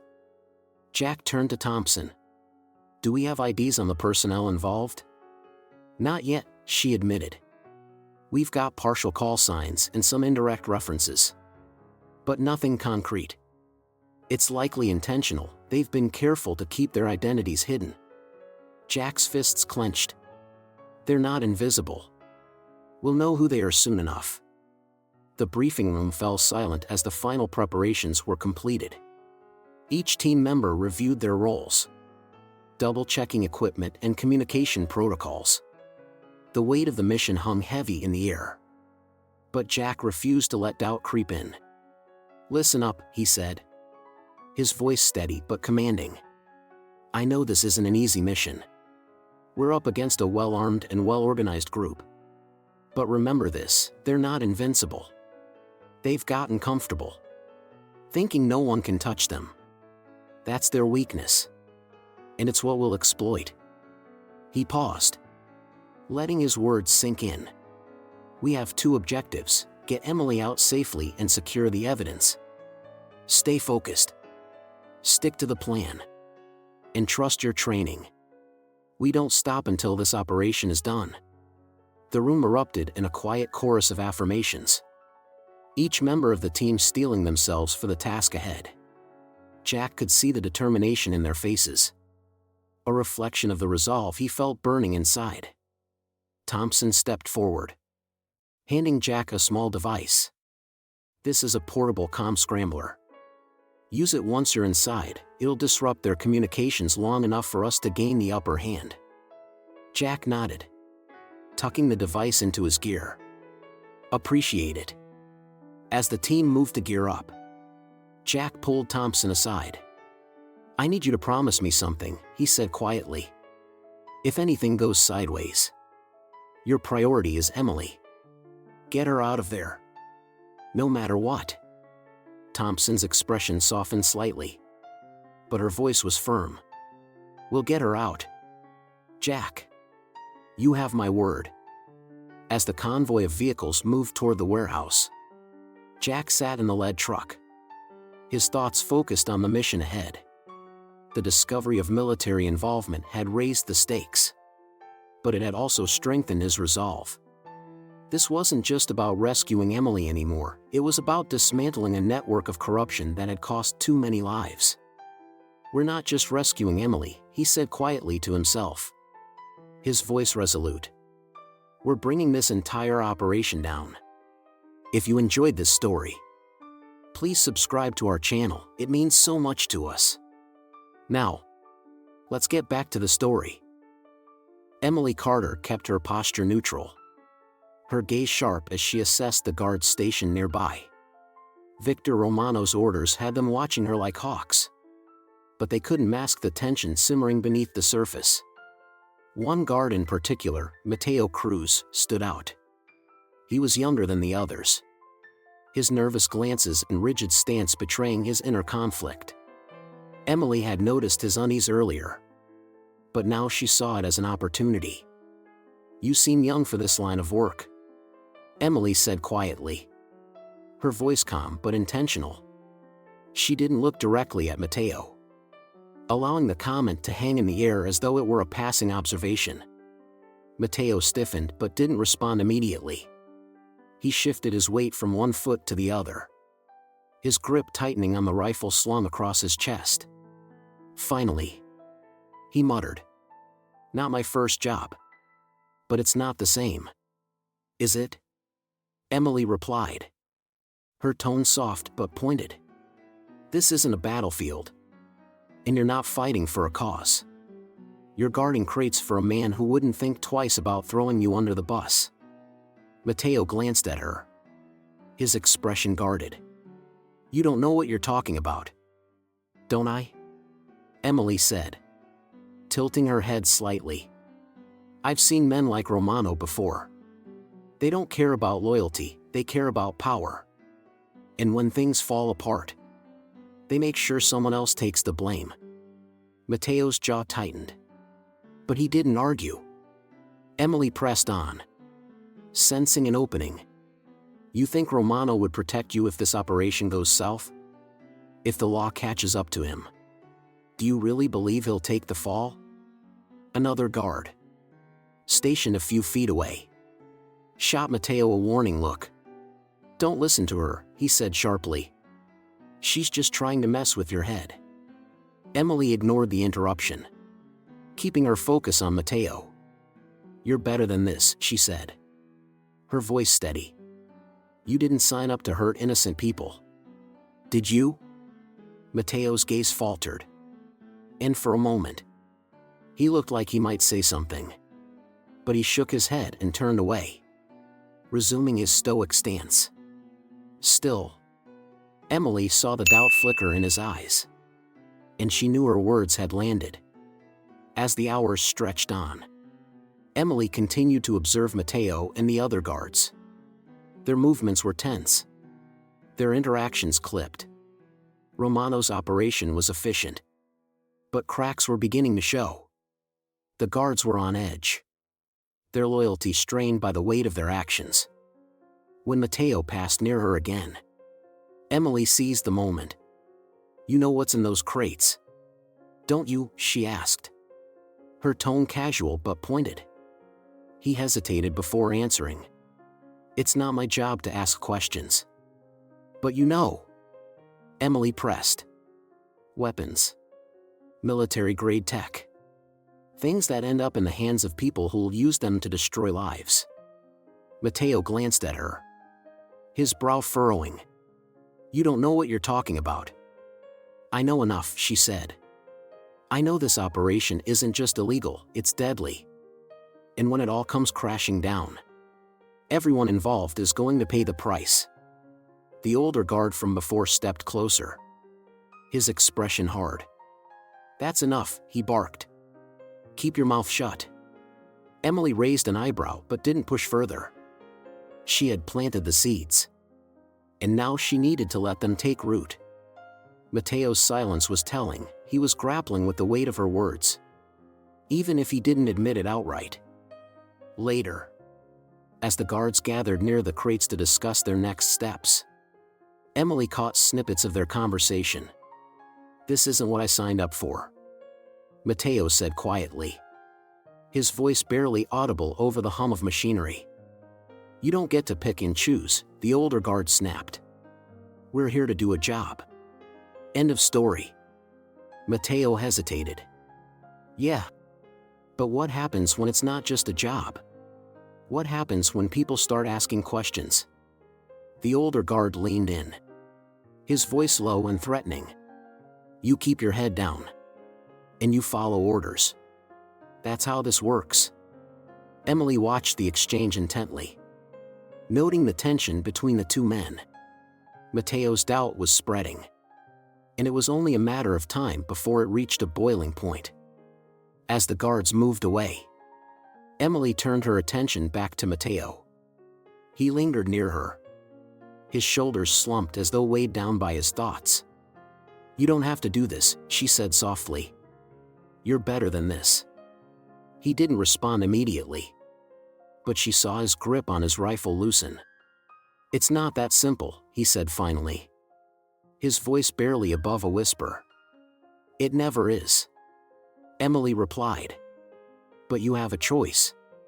You don't have to be a part of this. Matteo's eyes flicked toward the other guards, then back to her. You don't know what you're asking. I'm asking you to do what's right, she said firmly. Because when this is over, and you look back at what you've done, you'll want to know you were on the right side. Matteo's expression hardened, but there was no malice in his eyes, only conflict. He turned and walked away, leaving Emily alone with her thoughts.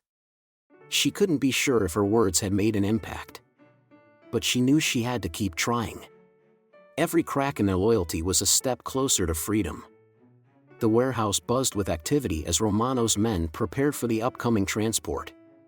Crates were being loaded onto pallets, and guards moved briskly, some barking orders while others stood watch. Emily observed it all from her restrained position, her mind working to piece together the operation's vulnerabilities. Nearby, Matteo Cruz hesitated as one of Romano's senior enforcers barked at him. Pick up the pace, Cruz. You're dragging your feet. Matteo stiffened but didn't respond, his hands gripping the edge of a crate. Emily could see the conflict etched across his face. His movements slow and deliberate, as though every action weighed heavily on him. He didn't look like someone fully committed to the task at hand. "You don't seem as sure as they do," Emily said quietly, just loud enough for Matteo to hear. Her words weren't accusatory, but they carried a subtle challenge. Matteo glanced at her, his expression guarded. "Keep it down," he muttered. "Why?" Emily pressed. "Because you don't want them to hear the doubt you're already feeling?" His jaw tightened, but he didn't reply. Instead, he focused on the crate in front of him, though his hands trembled slightly as he worked. Emily knew she was getting through to him, but she also knew she had to be careful. Pushing too hard, too fast, could backfire. As the preparations continued, Emily noticed subtle shifts in the atmosphere.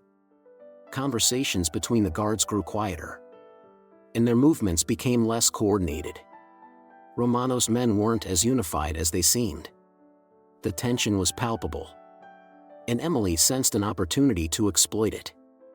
The moment came when one of the older guards, a grizzled man with a permanent scowl, called Matteo over. "You think this is a game?" the man growled. "You're slow, distracted, and I'm getting tired of it. Pull your weight, or I'll make sure Romano knows you're slacking." "I'm doing my job," Matteo shot back, his tone sharper than usual. "Barely," the older guard sneered. "You think Romano's going to tolerate this? You're expendable, kid. Remember that." The words struck a nerve. Matteo's expression darkened, and for a moment, Emily thought he might lash out. Instead, he stepped back, his fists clenched at his sides. "You really think he cares about any of us?" Matteo said, his voice low but steady. "We're the ones taking all the risks. He's just giving orders and cashing in." The older guard glared at him. "Watch your mouth. You don't know what you're talking about." "Don't I?" Matteo countered, his voice rising slightly. "Look around. We're the ones on the ground, facing the consequences. If this all goes south, do you think Romano's going to stick his neck out for us? He'll throw us to the wolves without a second thought." The other guards nearby paused, their attention drawn to the escalating argument. Emily watched intently, noting the way some of them shifted uncomfortably, as though Matteo's words were echoing thoughts they hadn't dared to voice. "You're out of line," the older guard snapped. "Romano's got a plan, and if you can't handle it, maybe you shouldn't be here. Maybe none of us should." Matteo shot back. His voice was firmer now, the uncertainty replaced by a simmering anger. "You think this is loyalty? It's not. It's fear. And it's not worth it." The argument rippled through the room, the tension mounting as more guards began to murmur among themselves. Emily could see the doubt spreading, the carefully constructed loyalty to Romano beginning to fracture. Romano entered the room moments later, his sharp eyes scanning the scene. He immediately sensed the shift in atmosphere and barked. "What's going on here?" The older guard quickly straightened, pointing toward Matteo. "This one's got a problem with following orders." Romano's gaze snapped to Matteo, who stood his ground despite the weight of the boss's scrutiny. "You have something to say, Cruz?" Romano asked, his tone icy. Matteo hesitated for only a moment before replying. "Yeah, I do. You're using us. You don't care about what happens to us if this operation blows up. We're just tools to you, disposable."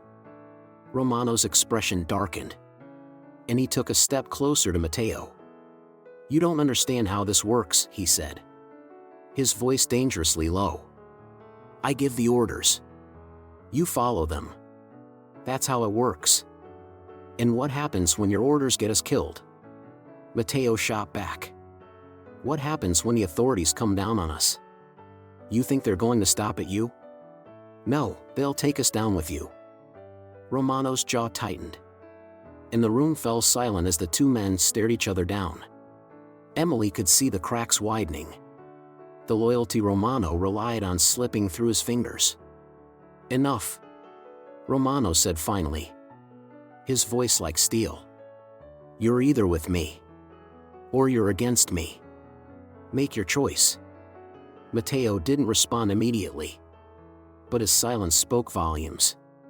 The tension in the room was thick, the other guards watching with bated breath. Emily knew this was the moment she'd been waiting for, the point where everything could shift.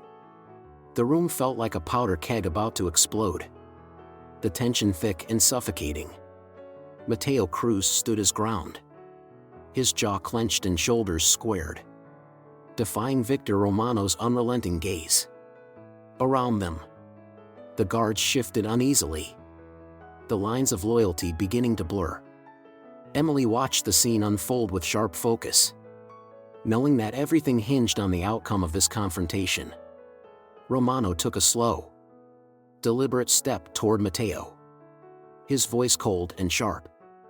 You seem to be under the impression that you have a choice here, Cruz. Let me make one thing clear, you don't. Matteo didn't back down. I signed up for a job, not a death sentence. This operation, it's a disaster waiting to happen. You think the people upstairs are going to protect us when it all falls apart? They won't. They'll cut their losses and leave us to take the fall. A murmur rippled through the room as the other guards exchanged uncertain glances. Romano's control, once absolute, was slipping with every word Matteo spoke. Emily could see it in their eyes, the doubt, the fear, the realization that Matteo might be right. Romano's face darkened, his patience wearing thin. You think you're some kind of hero, Cruz?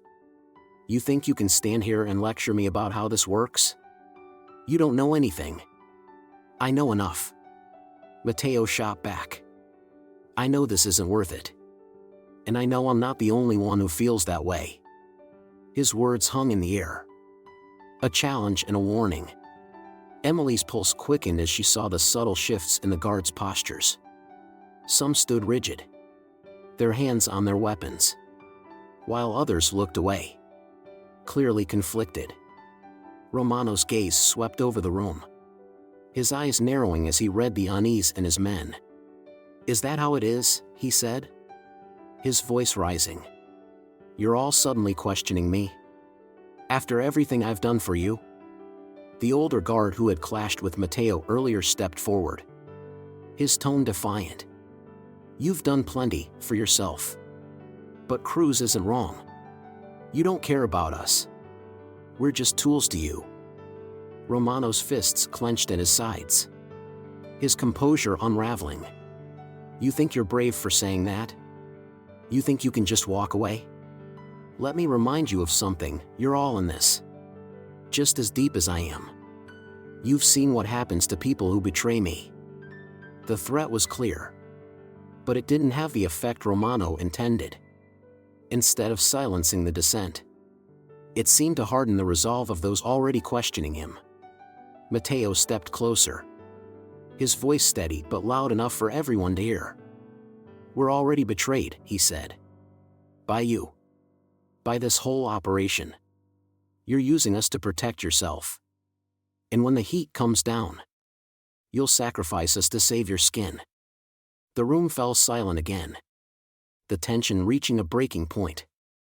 Emily could see the shift happening in real time, the unraveling of Romano's authority, the growing cracks in his carefully constructed empire. Romano's face twisted with anger, and he pointed at Matteo. Enough. You're done here. He turned to the other guards, his voice sharp and commanding. Arrest him. Now. But no one moved. The moment stretched, the silence heavy and electric. The guards looked at each other, uncertainty written across their faces. Some shifted uncomfortably, their hands hovering near their weapons, while others stood frozen, unwilling to act. Romano's voice rose, his tone laced with desperation. I said, "Arrest him." Still, no one moved. Emily seized the moment, her voice cutting through the tension. He's right. And you all know it. Look around, this isn't loyalty. This is fear. And fear won't protect you when everything falls apart. The younger guards exchanged glances, their doubt evident. Even the older ones, hardened by years of loyalty to Romano, looked uncertain. Matteo took a step forward, his voice firm but calm. You don't have to follow him anymore. We can end this right here. Right now. Walk away. Don't let him drag you down with him. Romano's face turned red with fury. You think you're in charge now? Cruz? You think you can just walk out of here? Matteo squared his shoulders, meeting Romano's glare. Maybe I can't, but I'm done following you. The statement hung in the air like a challenge. Romano's hand moved toward the weapon at his side. But before he could draw it, one of the younger guards stepped forward. Enough, the guard said, his voice shaking but resolute. He's right. This isn't worth it. Another guard joined him. Then another. Slowly, the room began to shift, the tide turning against Romano. Emily could see it in the way they stood. No longer rigid and obedient, but defiant and determined. Romano's eyes darted around the room, his confidence crumbling. You're making a mistake, he snarled. All of you. Matteo stepped forward again, his voice steady and calm. The only mistake we made was trusting you. The final crack came when one of the guards removed his weapon and placed it on the ground. It was a small gesture, but it carried enormous weight. One by one, the others followed suit, their weapons clattering against the concrete floor. Romano's fury turned to desperation as he realized he'd lost control. He reached for his weapon, but Matteo was faster, stepping forward and disarming him with a swift, practiced motion. The gun hit the ground, skidding across the floor. It's over, Romano, Matteo said, his voice firm. You're done. Romano's face twisted with rage. But he didn't resist. He knew he was outnumbered, his once loyal men now standing against him. Emily exhaled slowly, relief washing over her. The guards' rebellion had turned the tide. But she knew this was only the beginning. The operation wasn't over yet, and there were still dangerous forces at play. But for the first time, she felt hope, a spark of defiance that could ignite something far greater.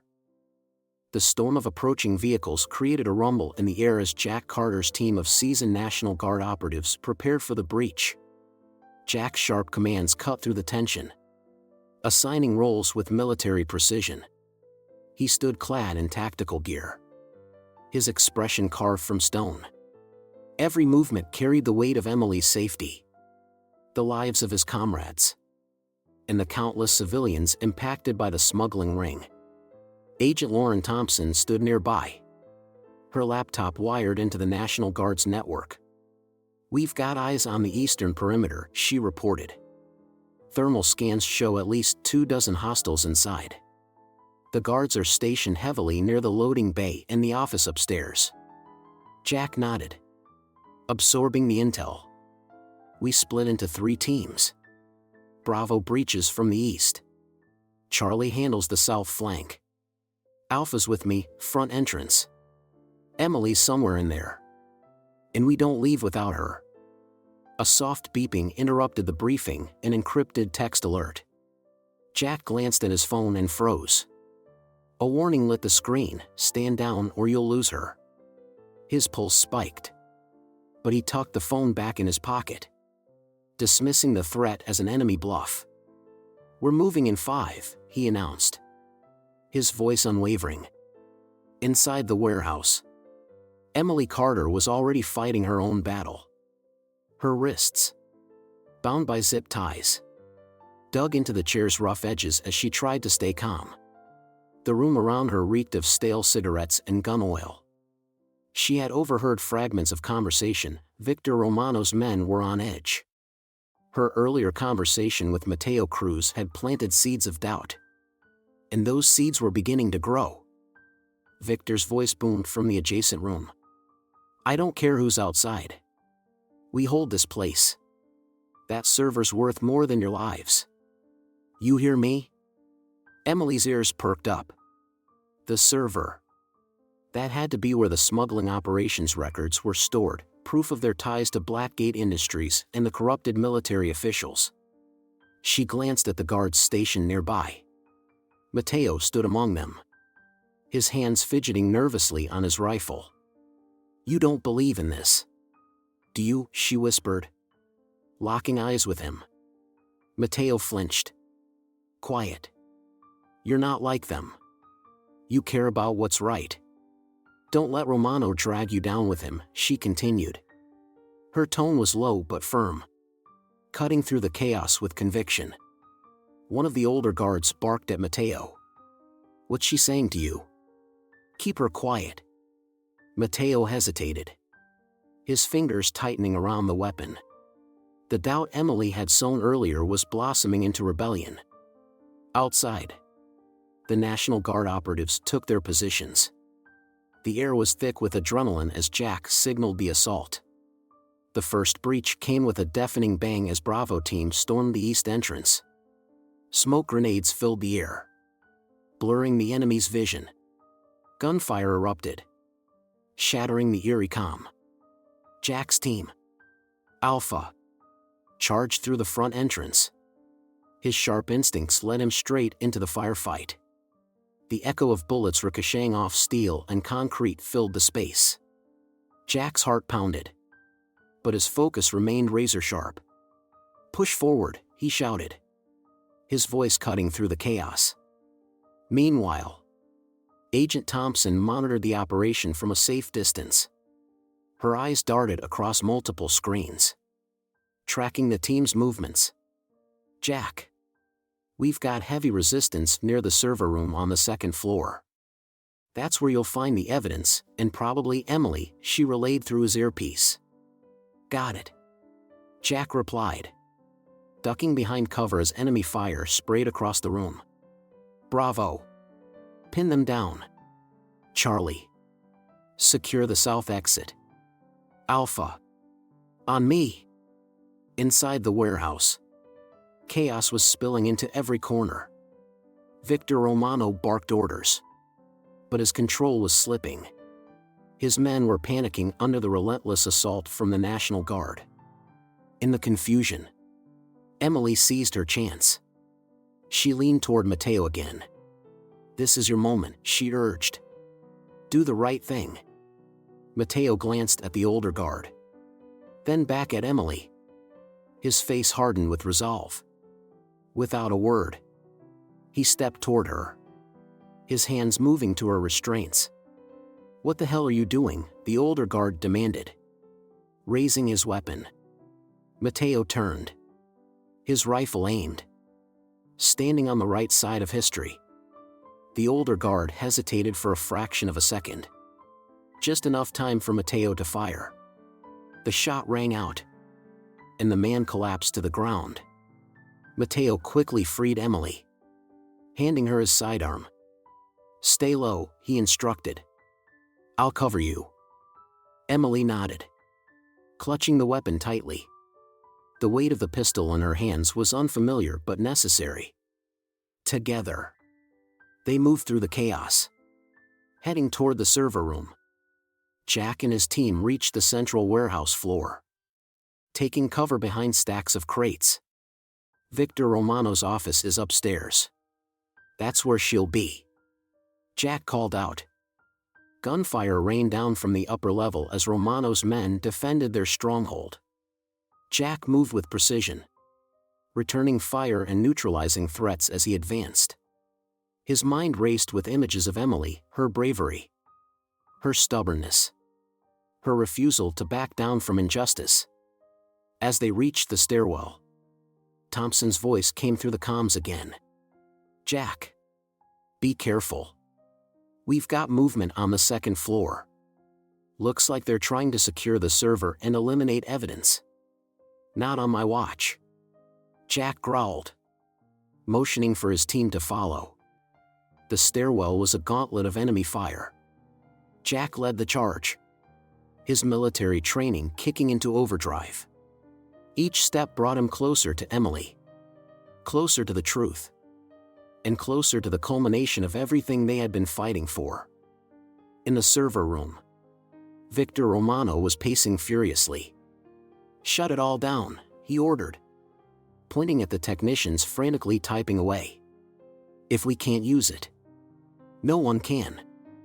Emily and Matteo reached the doorway just as the technicians began dismantling the server. Emily's heart sank. They were running out of time. "Stop," she yelled, stepping into the room with her weapon raised. Victor turned, a twisted smile spreading across his face. "Ah, the nurse. You've caused quite the mess, haven't you?" Emily's grip on the gun tightened. "It's over, Victor. Your operation is done." Victor chuckled darkly. "You think your husband and his little army can stop this? You have no idea how deep this goes." Before Emily could respond, the sound of boots pounding up the stairs signaled Jack's arrival. The room erupted into chaos as the National Guard burst in, guns drawn. Jack's eyes locked onto Emily, relief washing over his face. But there was no time to celebrate. The battle for the server and the truth was far from over. The tension in the server room was palpable. Emily stood with her weapon drawn, sweat dripping down her temple. Victor Romano smirked, confident that his operation's web of lies and deceit was too intricate for one breach to unravel. Behind him, the technicians continued dismantling the server, pulling out hard drives and smashing them against the steel floor. "Stop what you're doing," Emily barked, stepping forward with determination. Victor raised his hands mockingly, taking slow steps toward her. "You don't know what you're doing, sweetheart. Put the gun down before you hurt yourself." From the stairwell, Jack and his team charged into the room. The moment Jack saw Emily holding a gun, his heart skipped a beat. Relief at seeing her alive mixed with fear of what could happen next. "Emily, down!" Jack shouted, his voice sharp with urgency. Emily dropped to the floor as the room erupted into gunfire. The technicians scrambled for cover, while Victor ducked behind an overturned desk, barking orders at his men to hold their ground. Jack's team moved with precision, covering each other and advancing steadily into the room. Jack's rifle never wavered as he scanned for threats. Secure the server. Stop them from destroying any more data. One of the National Guard operatives rushed toward the technicians, subduing them quickly.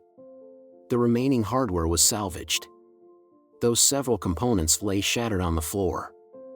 Emily crawled to a safer position, gripping the sidearm Matteo had given her, her breaths quick and shallow. Victor, sensing the tide turning against him, reached for a concealed weapon behind the desk. He rose suddenly, firing off shots in Jack's direction.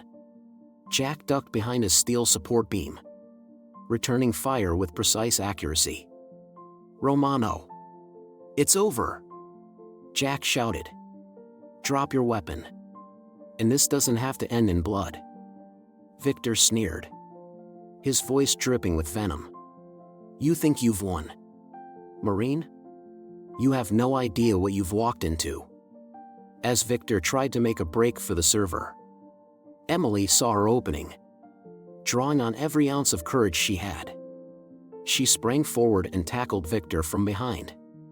The impact sent his weapon skidding across the floor. Victor struggled beneath her, his rage palpable. "You're just a nurse. You're out of your depth." Emily gritted her teeth, holding him down as best as she could. "Maybe. But you're a coward hiding behind lies." Jack rushed forward, pulling Victor off Emily and slamming him against the wall. The fight left Victor's body as Jack pinned him in place. "You're done," Jack growled. The immediate threat neutralized. Jack turned to Emily. His hands briefly brushed her shoulders as he scanned her for injuries. "Are you okay?" Emily nodded, her voice steady despite the chaos. "I'm fine. We need to secure the rest of the data. There's evidence here that ties Romano to Blackgate and the military officials involved." Jack glanced at the server. "Lauren. Status update," he called into his earpiece. Agent Thompson's voice crackled through the comms. "We're connected remotely. Looks like they've wiped part of the system. But we're salvaging what we can." "Emily. Is there any chance you saw where they were transferring files before we breached?" Emily frowned, piecing together fragments of the technicians' earlier actions. "I think they were uploading something to a secondary server, maybe off-site. There was a lot of activity right before they started smashing the equipment." Lauren responded quickly. "Got it. I'll look for any outgoing data streams. If they manage to transfer evidence elsewhere, we'll track it down." Meanwhile, Mateo Cruz appeared at the doorway, rifle slung over his shoulder. He scanned the room and saw Emily safe, relief flashing across his face. He stepped inside cautiously, his posture tense. One of Jack's operatives eyed Mateo warily. "Friend or foe?" Jack raised a hand, signaling the team to stand down. "He's with us," Emily said firmly. Mateo nodded, his expression grim. "I couldn't just stand by anymore. Victor and his men, they've gone too far. Whatever you need from me, I'm in." Jack sized him up, noting the young man's determination. "We'll need all the intel you can give us. Start with the layout. Are there any other storage rooms or hidden compartments in this building?" Mateo hesitated for only a moment before answering. "There's a sub-basement. It's where they store the weapons before shipping them out. You'll find records there, shipping manifests. Maybe even evidence of who the buyers are." Jack nodded. "You lead the way, Thompson. Keep working on recovering the data. We're heading downstairs." The group descended into the warehouse's sub-basement, the air growing colder and more oppressive with each step. The dimly lit space revealed rows of crates stacked high, each marked with cryptic labels. Emily felt a chill run down her spine as she realized the scale of the operation. Jack motioned for his team to spread out and search the area. "Stay sharp. We don't know what else they've got down here." Emily moved cautiously, her eyes scanning the crates. She stopped in front of one and pried it open, her breath catching at the sight inside. Military-grade weapons, assault rifles, explosives, and other gear lay packed in foam lining. "These aren't just for smuggling," she said, her voice trembling. "This is enough firepower to arm an entire militia." Mateo stepped closer, his expression darkening. "I didn't know it was this bad. I thought they were just moving stolen goods, not this." Jack's jaw tightened as he examined the contents. "This is why we're here. These weapons were meant to cause chaos, and we're going to make sure they don't." As they searched further, one of Jack's operatives found a locked cabinet tucked away in the corner. Using bolt cutters, they pried it open to reveal a stash of documents and hard drives. "Jack," the operative called. "This looks like what we're after." Jack sifted through the papers quickly. Shipping manifests, financial ledgers, and transaction records painted a damning picture of the smuggling ring's operations.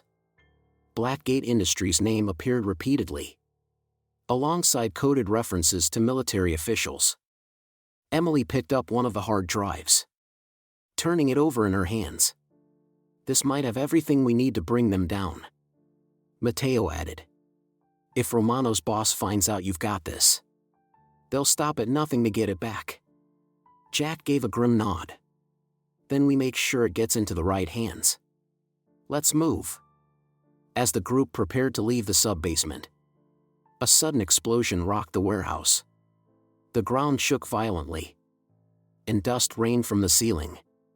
Jack's team instinctively dropped to the floor, weapons raised. "What was that?"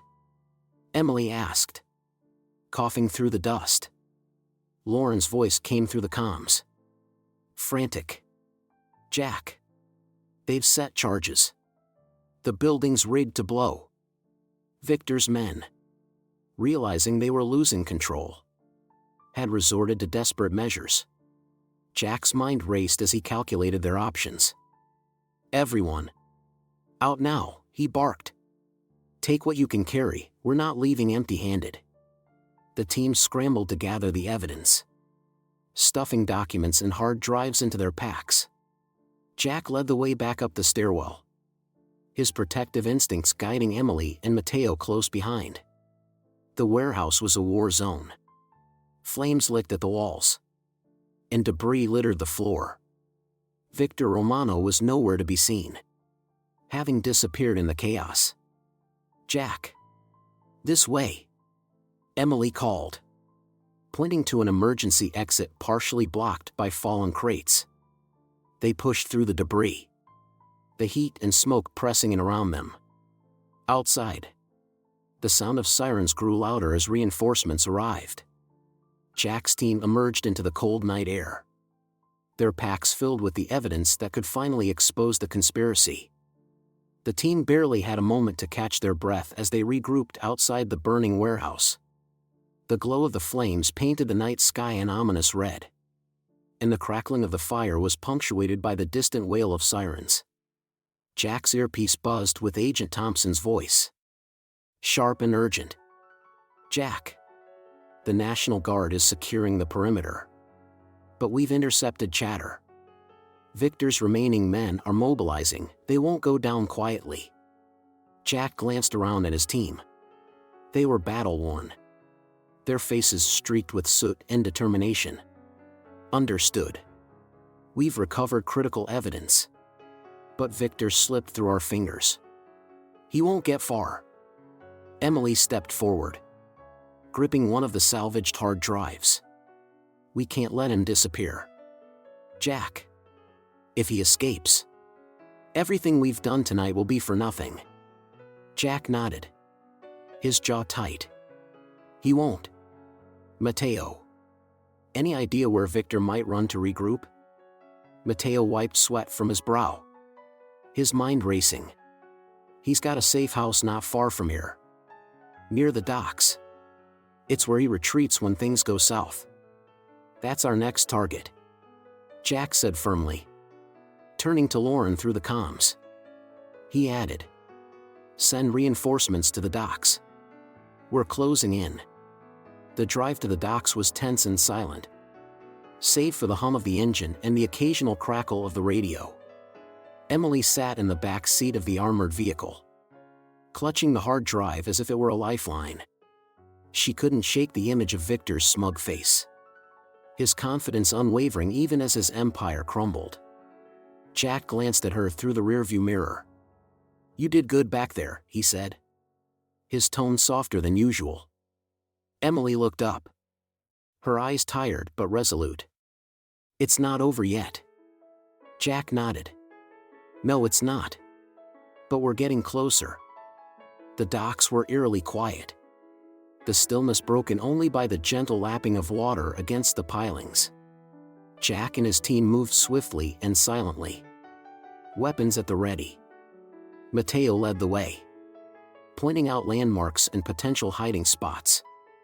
"He'll be in the main warehouse," Matteo whispered, his voice low. "It's heavily secured, but I know a side entrance we can use." Jack signaled for the team to split into two groups. Alpha Team. Take the main entrance. Beta Team. You're with me, we'll hit them from the side. Emily. Stay close.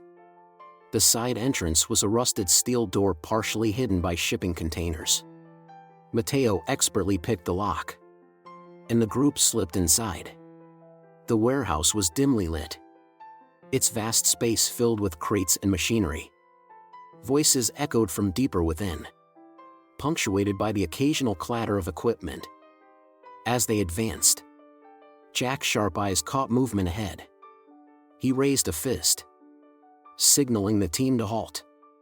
Peering around a stack of crates, he saw a group of Victor's men huddled together, armed and on edge. Jack turned to Mateo. How many more guards are we looking at? Mateo considered the question.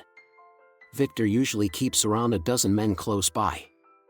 But with the chaos at the other warehouse, he might be down a few. Jack nodded. We take them down quietly. No unnecessary risks. The team moved like shadows, neutralizing the guards one by one. The tension was palpable as they crept closer to Victor's makeshift command center at the heart of the warehouse. Victor was waiting for them. As Jack's team entered the room, the lights suddenly flickered on, blinding them momentarily. When their vision adjusted, they saw Victor standing behind a desk, flanked by 2 armed guards. Well, Victor drawled, his tone dripping with mockery. You're persistent. I'll give you that. But you've overplayed your hand. Jack leveled his rifle at Victor. It's over. Surrender. And maybe the courts will show you some mercy. Victor laughed. A cold and hollow sound. Mercy? You think I need mercy? You have no idea how deep this goes. Marine. Taking me down won't stop it. Emily stepped forward, her voice steady despite the fear gnawing at her. You're wrong. We've got enough evidence to expose everything, your operation, your buyers, and your connections to Blackgate. It's over. Victor. Victor's eyes narrowed, his confidence wavering for the first time. You're bluffing. Emily held up the hard drive. Am I? For a moment, the room was silent, the tension thick enough to cut with a knife. Then, one of Victor's guards shifted uncomfortably, his grip on his weapon faltering. Victor noticed the movement and snarled. Don't even think about it. You're either with me or against me. The guard hesitated, his loyalty visibly shaken. Emily seized the opportunity, her voice firm and persuasive. You don't have to follow him. Think about what you're risking, your life, your future. This ends tonight, one way or another. The guard slowly lowered his weapon, stepping back from Victor. The second guard hesitated for a moment before following suit. Victor's face contorted with rage. You cowards, he spat. Jack moved quickly, securing Victor in handcuffs before he could react. It's over. Romano. As Jack led Victor out of the warehouse, Emily felt a wave of relief wash over her. The hard drive in her hands felt heavier now. Not from its weight, but from the responsibility it carried. This was the evidence that could bring down a web of corruption and save countless lives.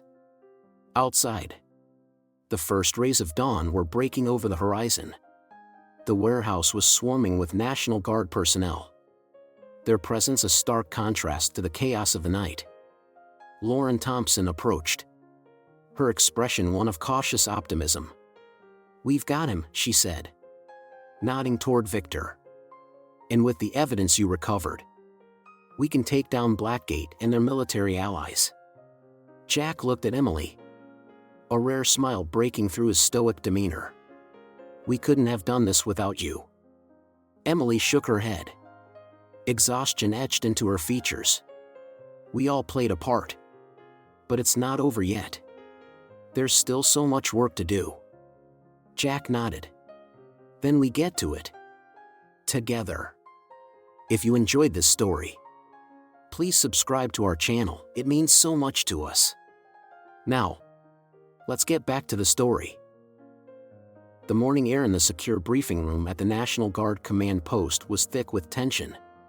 Emily sat at the head of a long table, her hands trembling slightly as she clutched a flash drive containing the evidence she and Jack had risked everything to obtain.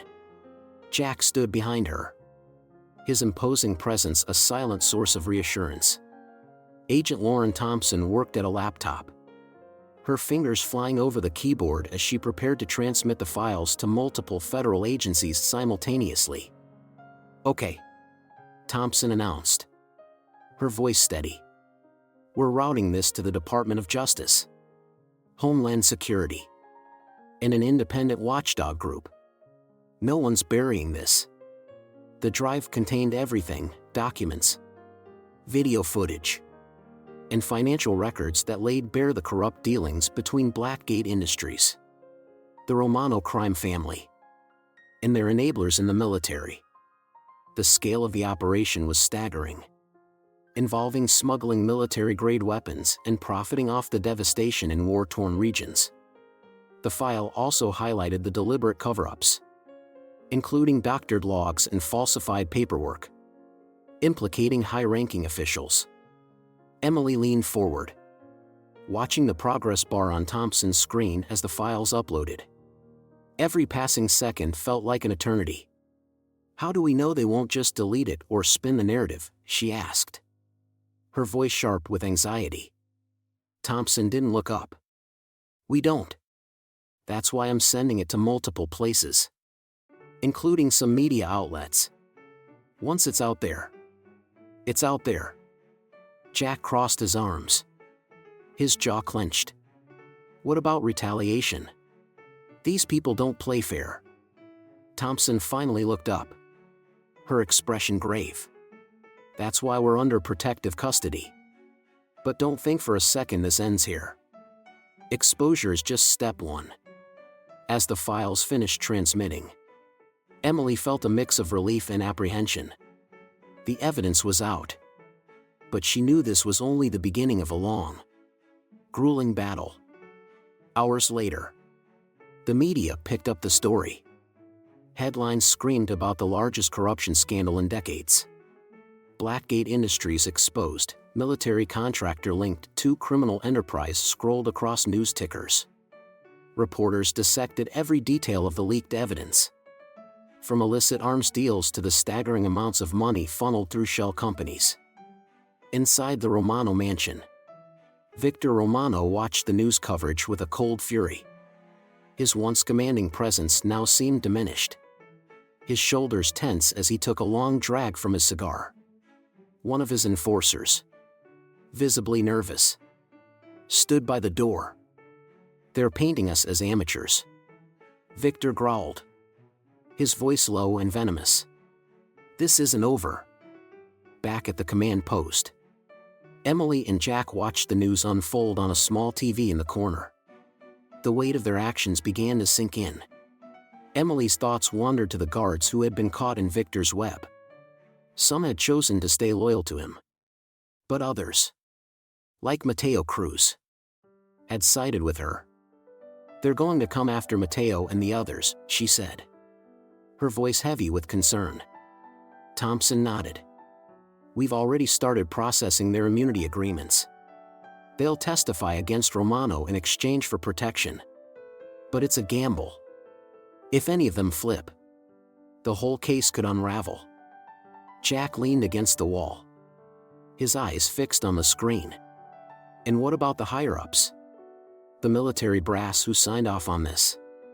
Thompson sighed. "That's where it gets tricky. Some of them are already lawyering up. Others are trying to play dumb. But the evidence is solid. It's going to take time to cut through the red tape." Emily clenched her fists. "Time we don't have. People are still at risk. What's stopping them from relocating the operation and starting over?" Thompson's expression hardened. "Nothing. Unless we keep the pressure on." Meanwhile, federal agents descended on Blackgate Industries headquarters. Warrants were executed, offices raided, and servers confiscated. CEO Martin Ashford was taken into custody, his usually confident demeanor replaced with panic as he was led out in handcuffs. Back at the warehouse, forensic teams worked to collect every piece of evidence, from weapon caches to financial records. The guards who had surrendered were separated for questioning, their faces a mix of relief and dread. Mateo Cruz sat in a dimly lit interrogation room, his hands shaking as he recounted the events that had led to this moment. "I didn't know it would go this far," he said, his voice barely above a whisper. "Victor made it sound like we were just doing what we were told. But when Emily started talking, I realized it wasn't just orders. It was murder." His testimony, like the others, was being recorded and would form a crucial part of the case against Victor and his network. By the end of the day, the full scope of the operation was becoming clear. Blackgate's involvement extended far beyond the Romano family, implicating contractors, logisticians, and even politicians. As the evidence piled up, it became increasingly difficult for anyone involved to deny their complicity. Emily sat in a quiet corner of the command post, her mind racing. Despite the victories of the day, she couldn't shake the feeling that something was still amiss. "They're too quiet," she murmured to Jack. He looked at her, his brow furrowed. "What do you mean?" "Victor. His men. They haven't made a move since the news broke. It's like they're waiting for something." Jack's expression darkened. "Or planning something." The weight of her words hung in the air, a stark reminder that while the truth was finally out, the battle was far from over. Victor Romano sat in the cold, sterile room of the federal detention facility, gone with the luxury and power he once wielded. Now, he faced the grim reality of his downfall as a pair of federal agents methodically questioned him. Victor remained defiant, his stony face betraying no emotion as the agents laid out the charges: racketeering, arms trafficking, and conspiracy against the government. The evidence left little room for rebuttal. But Victor wasn't one to give in easily. "You think this ends with me?" Victor sneered, leaning back in his chair. "There are bigger players out there. You take me down, someone else will take my place." Agent Lauren Thompson, observing from behind a one-way mirror, watched intently. Victor's words carried an edge of truth that unsettled her. She knew the Romano family was just one cog in a much larger machine. Meanwhile, Emily watched the live coverage of Victor's arrest from the safety of the National Guard command post. She was physically exhausted but mentally alert, her mind racing with what might come next. Victor's empire might have been shaken, but she knew he wasn't the type to go down quietly. At the same time, public outrage erupted across the nation. Social media platforms were flooded with hashtags like #ExposeBlackgate and #JusticeForTheVictims. News anchors reported on the scandal with a mix of shock and condemnation, dissecting every piece of the leaked evidence. Protests sprang up outside Blackgate Industries headquarters and government offices implicated in the corruption. The public demanded accountability, and the pressure mounted on politicians and military officials to act decisively. One viral video featured the testimony of a whistleblower from Blackgate Industries, a former project manager who corroborated the evidence. "I stayed quiet because I was afraid," she said, her voice trembling. "But after seeing what Emily and her team did, I knew I couldn't live with myself if I didn't speak up." In Washington, D.C., hearings began almost immediately. High-ranking military officials and executives from Blackgate Industries were summoned to testify before Congress. Among them was Martin Ashford, Blackgate's CEO, who had been released on bail pending trial. He appeared before the committee, flanked by his lawyers. His usual air of arrogance replaced by a nervous demeanor. "Mr. Ashford," a senator began, his voice cutting through the tension in the chamber. "Do you deny that Blackgate Industries knowingly facilitated the smuggling of military-grade weapons to criminal organizations?" Ashford hesitated, his lawyers whispering furiously in his ear. I cannot comment on an ongoing investigation," he finally replied, his voice shaking slightly. The senator leaned forward, his expression grim. "Let me rephrase. Are you aware that your company's actions have directly contributed to the deaths of innocent civilians?" Ashford shifted uncomfortably, the weight of the accusation visibly bearing down on him. "I was not personally aware of any wrongdoing," he stammered. The room erupted in murmurs, the public gallery filled with victims' families and activists demanding justice. Back at the National Guard command post, Jack and Emily worked tirelessly to ensure no loose ends were left untied. Emily reviewed the evidence again and again, searching for anything they might have missed. Jack coordinated with the National Guard and federal agencies, his military precision proving invaluable in organizing the overwhelming influx of information. Despite their progress, Jack couldn't shake a nagging suspicion. He pulled Lauren Thompson aside during a rare quiet moment. "Victor's network is vast," he said in a low voice. "What's to say some of his allies aren't still out there, waiting for the right moment to strike?" Thompson nodded grimly. "You're not wrong. We've already received reports of missing assets, money, weapons, even personnel. Someone's trying to cover their tracks." Jack's jaw tightened. "We need to stay vigilant. This isn't over." Meanwhile, Mateo Cruz and the other guards who had turned against Victor faced their own reckoning. Under protective custody, they awaited formal immunity agreements in exchange for their testimony. Mateo, in particular, wrestled with a mix of guilt and relief. "I didn't want to be part of this," he told his assigned federal agent during an interview. "I just wanted to make a living, take care of my family." But Victor, he made it impossible to say no. The agent nodded, taking notes. "Your cooperation is helping to bring down one of the most dangerous criminal organizations in the country. That counts for something."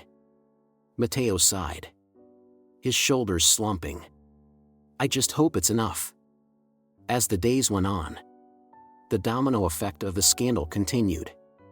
Several military officials resigned in disgrace, while others were placed under investigation. Blackgate Industries' stock plummeted, and the company filed for bankruptcy, its reputation irreparably damaged. The ripple effects extended far beyond the immediate players. Defense contractors across the industry faced increased scrutiny, and new legislation was proposed to close the loopholes that had allowed such corruption to thrive.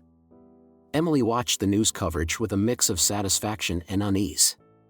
While she was glad to see justice being served, she couldn't ignore the nagging feeling that there was more to uncover. "This feels too neat," she said to Jack one evening. Jack raised an eyebrow. "What do you mean?" "Victor always has a backup plan," Emily replied. "What if this is just one layer of the operation? What if the real masterminds are still out there?" Jack considered her words carefully. "Then we'll find them," he said firmly.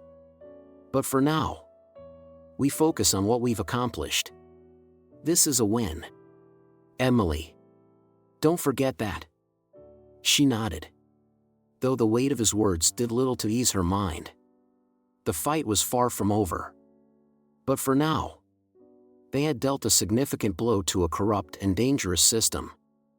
Victor Romano paced in his dimly lit cell, the walls closing in on him.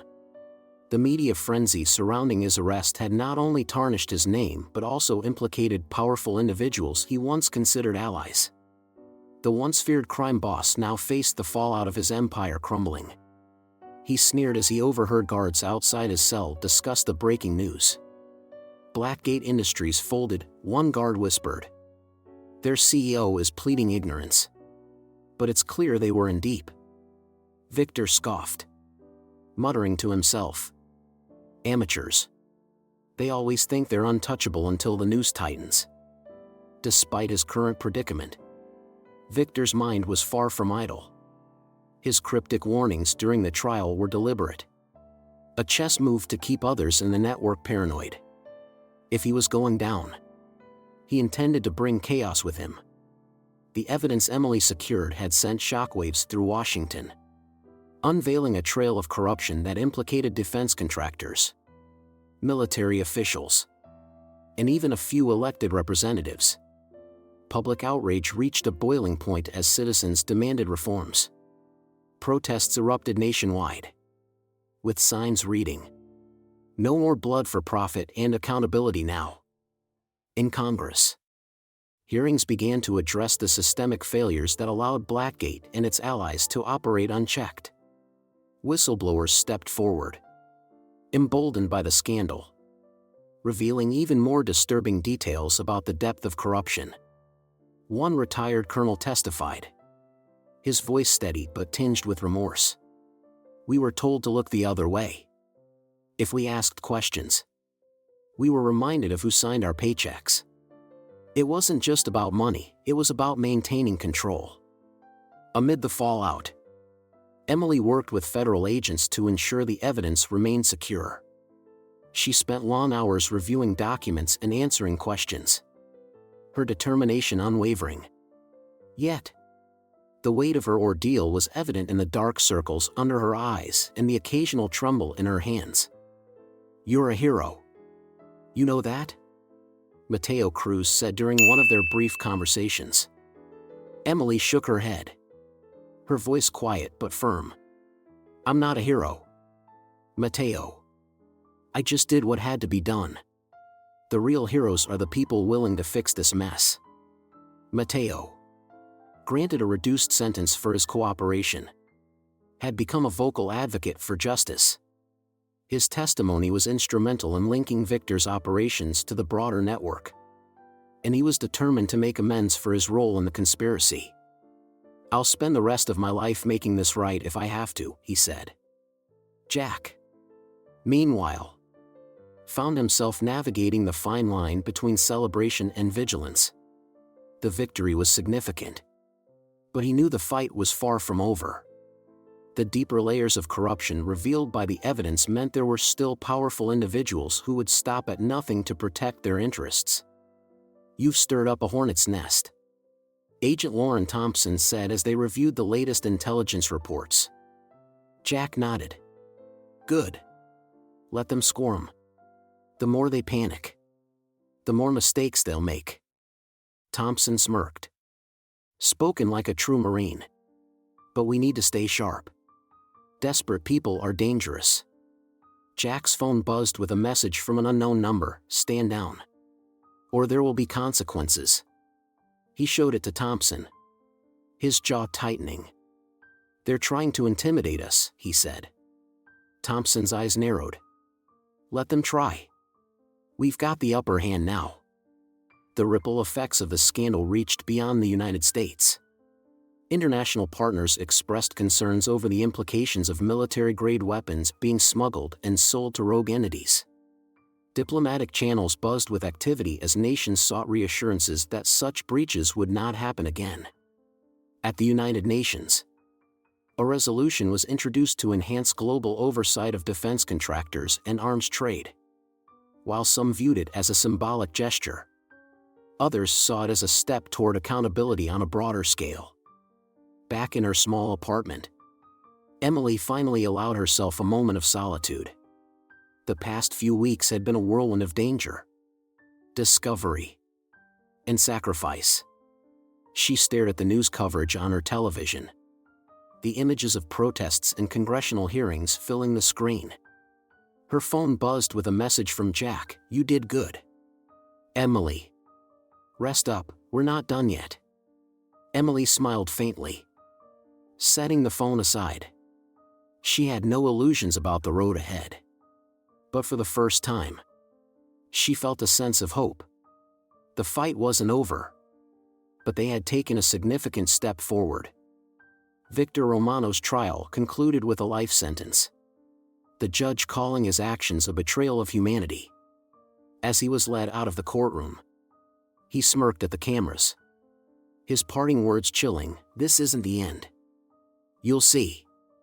For Jack, Emily, and Lauren, those words were a reminder of the work still to be done. The victory was significant, but it was only one battle in a larger war.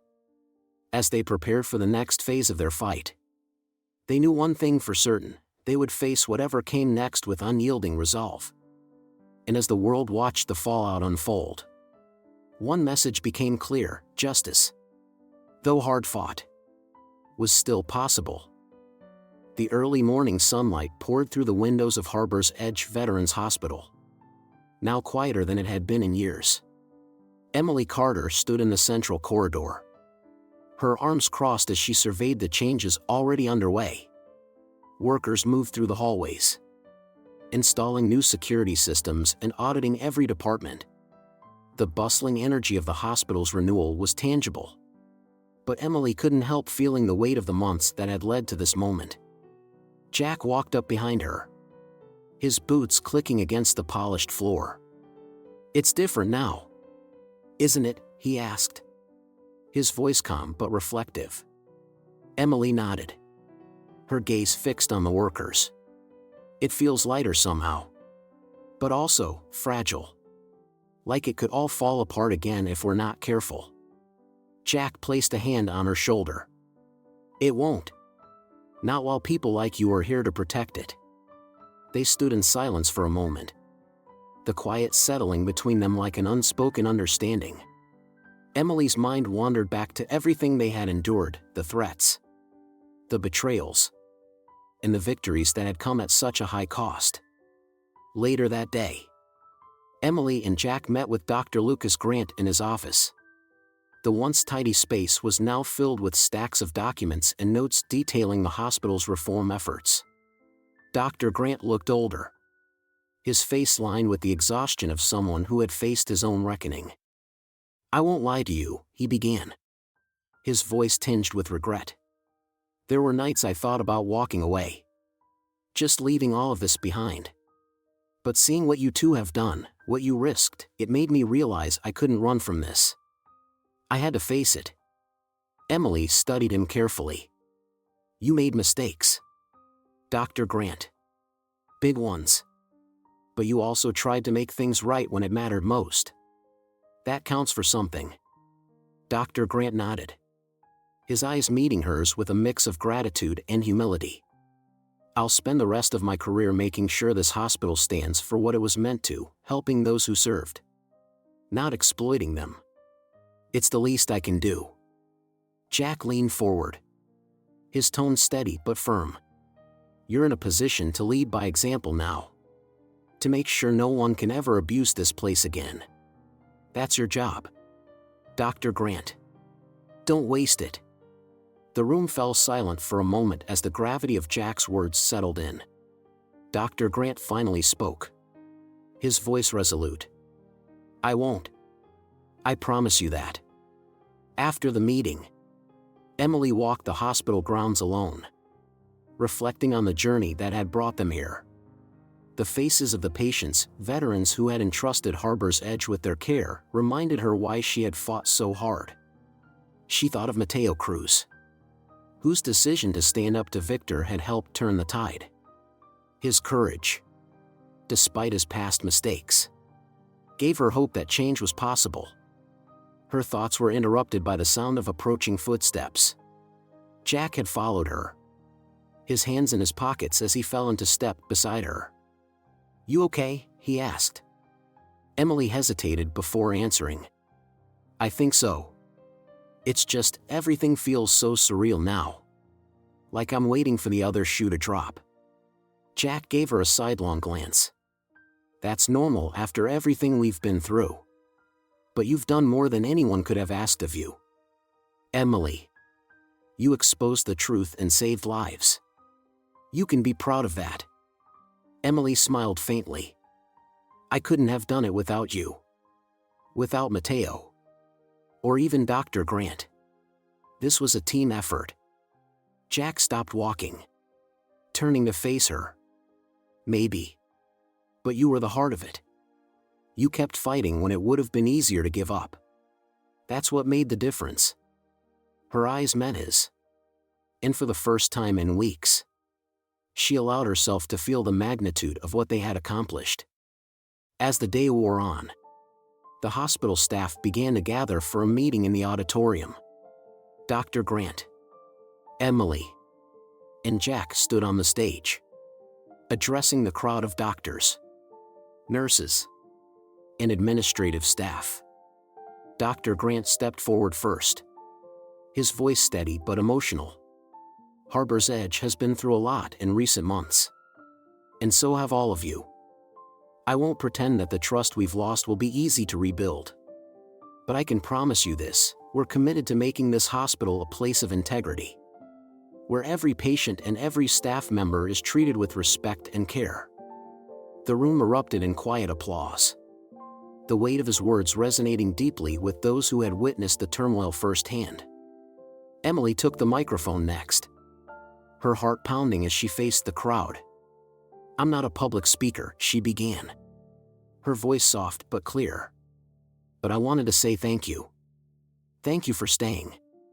For believing that this place is worth saving.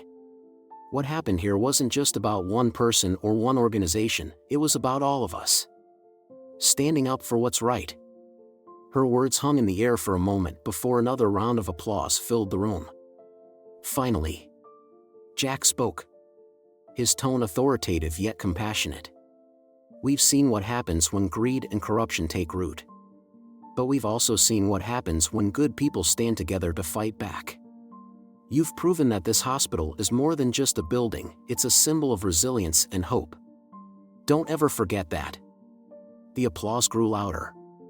And for the first time in months, the atmosphere in Harbor's Edge felt lighter, filled with a sense of unity and purpose. After the meeting, Emily, Jack, and Dr. Grant stood outside the hospital, watching as the staff returned to their duties with a renewed sense of purpose. "This is just the beginning," Emily said quietly. Jack nodded. "But it's a good beginning." Dr. Grant placed a hand on Emily's shoulder, his expression filled with gratitude. "Thank you for not giving up on us." Emily smiled, the weight on her shoulders feeling just a little lighter.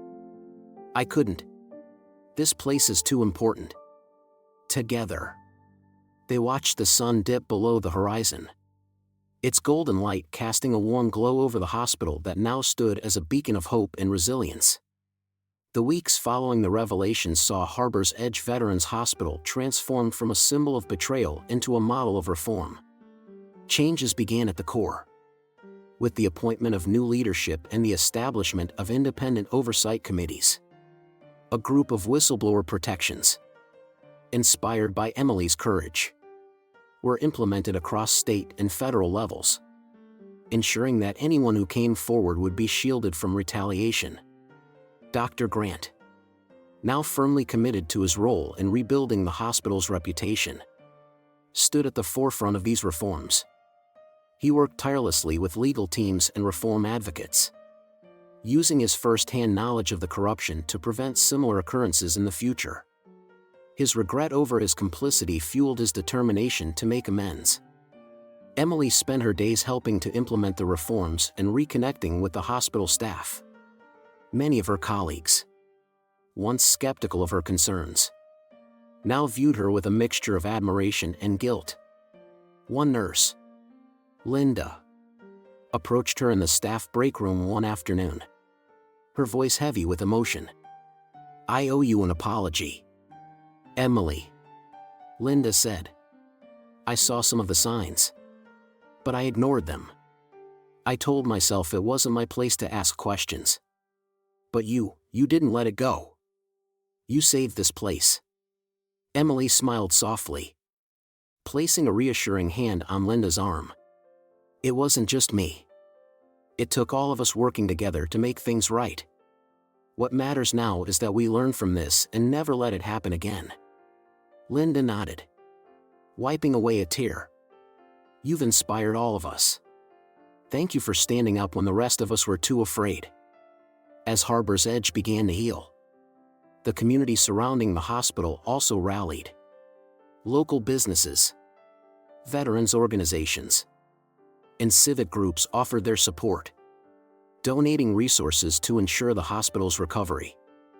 A town hall meeting was held to address the public's concerns, with Emily, Jack, and Dr. Grant in attendance to answer questions and provide updates on the progress being made. A veteran named Charles stood up during the meeting, his voice strong despite his age. "I've been coming to this hospital for years. When I heard about what was happening here, it broke my heart. But seeing what you've done to fix it, it gives me hope. Thank you. All of you." The room erupted in applause, the sound a testament to the community's gratitude and belief in the hospital's future. Jack's involvement in the reforms extended beyond Harbor's Edge. His military background and unwavering moral compass made him a natural advocate for broader systemic changes. He worked closely with policymakers to draft legislation aimed at increasing transparency and accountability in defense contracts and military operations. During one meeting with lawmakers, Jack spoke passionately about the need for change. What happened at Harbor's Edge wasn't an isolated incident. It was a symptom of a larger problem, a culture of silence and complacency. We have to do better. For the men and women who serve, for the communities that trust us, and for the future of this country. His words resonated deeply, and the proposed reforms gained widespread support. The legislation, dubbed the Carter Act in honor of Emily's bravery, passed with bipartisan approval, marking a significant victory in the fight against corruption. Emily and Jack's work didn't go unnoticed. Media outlets clamored for interviews, but the couple remained focused on their mission, refusing to be distracted by the attention. When a prominent journalist asked Emily how it felt to be hailed as a hero, she responded simply, "I don't see myself as a hero. I'm just someone who saw something wrong and couldn't stay silent. Anyone can do the same, it just takes courage." Her humility and sincerity struck a chord with the public, further solidifying her status as an inspiration to many. One of the most significant milestones in the hospital's journey came with the establishment of a memorial in its courtyard. The memorial honored the patients, staff, and whistleblowers who had been affected by the corruption and celebrated the resilience of those who had fought to expose it. The dedication ceremony was a poignant moment for everyone involved. Emily was asked to deliver a speech, and as she stood before the crowd, she took a deep breath, her voice steady as she spoke. This memorial isn't just a reminder of what we've lost, it's a testament to what we can achieve when we stand together for what's right. Harbor's Edge is more than a hospital. It's a place of healing, a beacon of hope, and a symbol of the strength of this community. Let's honor the past by building a better future together. Her words were met with a standing ovation, the crowd's applause a reflection of their shared commitment to moving forward. As the sun set on another day of progress, Emily, Jack, and Dr. Grant gathered in the hospital's garden. A quiet moment amidst the whirlwind of change. The air was crisp, carrying the faint scent of flowers blooming in the newly restored space. Dr. Grant broke the silence, his voice filled with gratitude. "I never thought I'd see this place recover the way it has. It's because of you too. You didn't just save this hospital, you saved its soul." Emily shook her head, a faint smile on her lips. "We all played a part. Dr. Grant, you've shown everyone that redemption is possible, even in the face of mistakes." Jack nodded, his expression serious but warm. "And this is just the beginning. There's still a lot of work to do. But we've proven that change is possible." Dr. Grant raised a glass of water in a symbolic toast. "To Harbor's Edge. and to the people who made it what it is today. Emily and Jack raised their glasses. The clinking sound a quiet affirmation of their shared mission. As they parted ways for the evening, Emily took one last look at the hospital. The lights glowing warmly against the darkening sky.